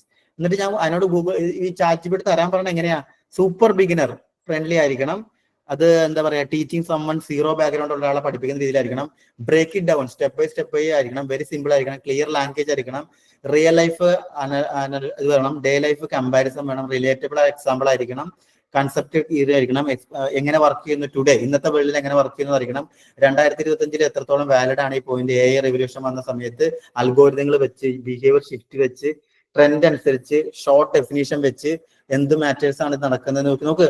ഇങ്ങനെ ഒരു പ്രോംപ്റ്റിലാണ് ഞാൻ ചോദിക്കണമെങ്കിൽ അത് തരുന്ന ഡാറ്റയ്ക്ക് വ്യത്യാസം ഉണ്ടാവും. അപ്പൊ ഇവിടെ ഞാൻ ടോപ്പിക് കൊടുക്കുന്നത്, നിങ്ങൾ എന്തെങ്കിലും ടോപ്പിക് ഇടുമ്പോൾ ഇപ്പൊ ഇതാണ് പ്രോംപ്റ്റ് എങ്കിൽ ഈ പ്രോംപ്റ്റിൽ ചോദിക്കുന്നത്, എന്നിട്ട് നിങ്ങൾ പറയാണ് എന്താണ് നീഡ് ടു നോ എന്ത് വിഷയമാണ് domain best practices in 2025 based on this prompt എന്ന് പറഞ്ഞു കഴിഞ്ഞാൽ നിങ്ങൾക്ക് തരുന്ന ഇൻഫർമേഷന് കുറച്ചും കൂടെ വൃത്തി ഉണ്ടാവും. കണ്ടോ, നിങ്ങൾക്ക് കുറച്ചും കൂടി ഈസി ആയിട്ട് അവരെന്താ ഡൊമൈൻ എന്ന് പറയും, അതിന്റെ എക്സാമ്പിൾ തരും, സ്റ്റെപ്പ് ബൈ സ്റ്റെപ്പ് ഗൈഡ് എന്ന് പറഞ്ഞിട്ട് ഓരോ പോയിന്റുകളും റോങ്ങും കാണിച്ചു തരും. ഇതുണ്ടോ ശരിക്കുള്ള ഡൊമൈൻ എന്താണ്, ഇപ്പൊ ഞാൻ പഠിപ്പിച്ച കാര്യങ്ങൾ തന്നെ, കൺട്രി വൈസ് എക്സ്റ്റൻഷൻസ് എന്താണ്, ബ്രാൻഡ് എന്താണ്, എങ്ങനെയാണ് അത് ആക്ട് ചെയ്യുന്നത്, രജിസ്റ്റർ ചെയ്യാം എവിടെയൊക്കെ, എത്ര കാലത്തേക്ക് ചെയ്യാം, ഡാറ്റ പ്രൈവസി എന്താണ്, എവിടെ നിന്നൊക്കെ മേടിക്കാം, നോക്കൂ സിമിലർ ആയിട്ടുള്ള ഡൊമൈനുകൾ എങ്ങനെ പ്രൊട്ടക്ട് ചെയ്യാം, ഇങ്ങനെ കണ്ടോ സ്പാമി ഡൊമൈനുകളുടെ ലക്ഷണങ്ങൾ എന്തൊക്കെയാണ്, ലോങ് ഡൊമൈനുകൾ എന്തൊക്കെയാണ്, എവിടെ ചെക്ക് ചെയ്യാൻ നല്ല ഡൊമൈൻ ഉണ്ടോ നോക്കൂ. അപ്പൊ ഞാൻ പറയുന്നത് ഒരു ഇൻഫർമേഷൻ നിങ്ങളിലേക്ക് എത്തിക്കഴിഞ്ഞാൽ, ആ ഇൻഫർമേഷൻ നിങ്ങൾക്ക് അണ്ടർസ്റ്റാൻഡിങ് ആയി കഴിഞ്ഞാൽ അതിന് ഏത് അറ്റം വരെയും പഠിക്കാനുള്ള ഓപ്ഷൻസ് ഉണ്ട്. ഇത് ഞാൻ പറയുന്നത് നമുക്ക് ആസ് യൂഷ്വൽ ട്രെയിനർ ഞാൻ എടുത്തു കഴിഞ്ഞാലും പിന്നീട് നിങ്ങൾ അതിന്റെ പുറകെ സഞ്ചരിക്കാൻ റെഡി ആണെങ്കിൽ അതിനുള്ള ഓപ്ഷൻസ് ഉള്ളൊരു കാലത്താണ് പോയിക്കൊണ്ടിരിക്കുന്നത്. ഞാൻ ആദ്യമേ തൊട്ട് നിങ്ങളോട് ഇത് പഠിക്കാനല്ല പറയുന്നത്, അതിനങ്ങനെ നിങ്ങൾ വരേണ്ട ആവശ്യമില്ല. പക്ഷെ കിട്ടിയ നോളജിനെ വീണ്ടും പെരുപ്പിച്ചിട്ട്, ഉദാഹരണത്തിന് ഞാൻ നിങ്ങൾക്ക് പറഞ്ഞിരുന്ന 10 പോയിന്റ് ആണെങ്കിൽ നിങ്ങൾ ഇങ്ങനെ മനസ്സിലാക്കി ഒരു 12 പോയിന്റ് ആയിട്ട് കിടന്നുറങ്ങിയാൽ ഇന്നത്തെ ദിവസം എന്നെക്കാളും ബെസ്റ്റ് നിങ്ങളാണ്. അതുമാത്രം ഞാൻ ആഗ്രഹിക്കുന്നു. അങ്ങനെ ബെസ്റ്റ് ആയിട്ട് ഉറങ്ങാൻ ശ്രമിക്കുക. ഇപ്പം എവരി ട്രെയിനർ പറയുന്ന പോയിന്റിൽ നിന്ന് 2 പോയിന്റ് അധികം വെച്ച് ഉറങ്ങാൻ ശ്രമിച്ചാൽ പിന്നെ നിങ്ങൾ അന്ന് വേറെ പണിയെടുക്കേണ്ടതായിട്ടില്ല. അപ്പൊ അതുകൊണ്ടൊരു പ്രോംപ്റ്റ് തന്നുള്ളത് ഞാൻ ഷെയർ ചെയ്തേക്കാം. അത് അങ്ങനെ തന്നെ വേണമെന്നില്ല. ആ പ്രോംപ്റ്റിന് നിങ്ങൾക്ക് വേണമെങ്കിൽ വീണ്ടും നിങ്ങൾക്ക് മനസ്സിലാകുന്നില്ല, ആ പ്രോംപ്റ്റിനെ ഡെവലപ്പ് ചെയ്യാം. പ്രോംപ്റ്റ് എന്ന് പറഞ്ഞാൽ എന്താ, നമ്മളൊരു കാര്യം ChatGPT അല്ലെങ്കിൽ AI ടൂളുകളോട് ചോദിക്കുന്ന രീതി വളരെ വലുതാക്കി ചോദിച്ചാൽ അവർ കുറച്ചുകൂടി ക്ലാരിറ്റിയിൽ ഉത്തരം തരും, അത്രേ ഉള്ളൂ. അപ്പൊ ആ അർത്ഥത്തിൽ അത് ഉപയോഗിക്കാൻ ശ്രമിക്കുക. ഞാൻ PPT ഷെയർ ചെയ്യാം, ആ പ്രോംപ്റ്റും ഷെയർ ചെയ്യാം. അതിന്റെ ഇത്രേ ഉള്ള ഉദ്ദേശം, പഠിച്ച കാര്യങ്ങളെ റീവർക്ക് ചെയ്യുക, കൂടുതൽ ആഴത്തിൽ കൊണ്ടുപോവുക, കൂടുതൽ ഡെപ്തിൽ കൂടുതൽ പോയിന്റ്സുകൾ കവറപ്പ് ചെയ്യുക. അപ്പൊ കമ്പാരിസൺ നടത്തുക, അങ്ങനെ പല കാര്യങ്ങളുണ്ട്. അങ്ങനെ പോവുകയാണെങ്കിൽ ഫ്രൂട്ട്ഫുൾ ആയിരിക്കും ക്ലാസ്സുകൾ, നല്ല നല്ല ചോദ്യങ്ങൾ വരും, കൂടുതൽ മൈലേജോടുകൂടി മുന്നോട്ട് പോകും. ഓക്കെ, അപ്പോൾ ബാക്കി നമുക്ക് നാളെ എടുക്കാം. ഇന്ന് പറഞ്ഞതിന് കുറച്ച് ക്ലാസ് കയറി 10 കാലമായി പോയി. അപ്പം ബാക്കി നാളെ എടുക്കാം. മാക്സിമം എല്ലാവരും നേരത്തെ വരെ 8:45 ആകുമ്പോൾ തന്നെ എത്താൻ ശ്രമിച്ചാൽ അത്രയാണ് നല്ലത്. 8:45, 8:55 വരെ. മുൻകൂട്ടി വന്നിരുന്ന് പഠിക്കുന്നതിന് വ്യത്യാസമുണ്ട്, ഓടി കയറി വന്നവർക്കും വ്യത്യാസമുണ്ട്. അതുകൊണ്ട് മാക്സിമം ക്ലാസ്സിൽ നേരത്തെ എത്താൻ ശ്രമിക്കുക. ഓക്കെ, ഗുഡ് നൈറ്റ് സാറേ. Thank you sir. ഇത് നമുക്ക് ഈ റെക്കോർഡഡ് ക്ലാസ്സുകൾ എങ്ങനെയാണ് അവൈലബിൾ ആവുക? റെക്കോർഡ് ചെയ്ത് ഇപ്പൊ 5 days കഴിഞ്ഞാൽ തിങ്കളാഴ്ച തൊട്ട് ഇപ്പൊ റെക്കോർഡ് തരും നിങ്ങൾക്ക്. ഇതിന്റെ റെക്കോർഡ് ചെയ്യുന്നുണ്ട്. തിങ്കളാഴ്ച തൊട്ട് നിങ്ങൾക്ക് തരുന്നത് LMS ആയിരിക്കും നമ്മുടെ. അതിനകത്ത് നിങ്ങൾക്ക് ആപ്ലിക്കേഷനായിട്ടും വെബ് ആപ്പായിട്ടും ഉണ്ടാവും. ഓരോ ദിവസം കഴിയുന്ന ക്ലാസ്സുകൾ അതിനകത്ത് ഓട്ടോമാറ്റിക്കലി റെക്കോർഡഡ് ആയിരിക്കും. എക്സാം നടക്കുന്നതും മെറ്റീരിയൽസ് ഉണ്ടാകുന്നതും ക്ലാസ്സുകൾ ഉണ്ടാകുന്നതെല്ലാം അതിനകത്തായിരിക്കും. അതിനകത്ത് മൊഡ്യൂളായിട്ട് ഉണ്ടാവും. ഒരു ക്ലാസ് അല്ല, ഓരോ ക്ലാസ്സിന്റെ റെക്കോർഡിങ്സ് അതിനകത്ത് ഉണ്ടാവും. പിന്നെ ക്രമപ്പെടുത്തി പഠിക്കാം, അതാത് ദിവസത്തിന്റെ അതിനകത്ത് തന്നെ ഉണ്ടാവും. ഇപ്പോ നിലവിൽ 5 days തരുന്നത് ഗൂഗിൾ മീറ്റിന്റെ റെക്കോർഡിങ്സ് ആയിരിക്കും. ഇവൻ അത് കഴിഞ്ഞ് കഴിഞ്ഞാൽ കണ്ടിന്യൂസ് ആയിട്ടുള്ള ഫുൾ കോഴ്സുകളും ഓരോ ക്ലാസ്സും ലൈവ് ഉണ്ടാവും. ലൈവിന്റെ റെക്കോർഡിങ്സ് അതാത് ദിവസം രാവിലെ നിങ്ങൾക്ക് അതിൽ ആക്സസ് ചെയ്യാൻ പറ്റും. അതൊരു ആപ്ലിക്കേഷൻ ആയിട്ട് ഇൻസ്റ്റാൾ ചെയ്യാം. ആൻഡ്രോയിഡിലും ഉണ്ട്, iOS-ലും ഉണ്ട്, ഇനി വെബിലും കിട്ടും. LMS എത്ര മാസം? ഈ 4 മാസം?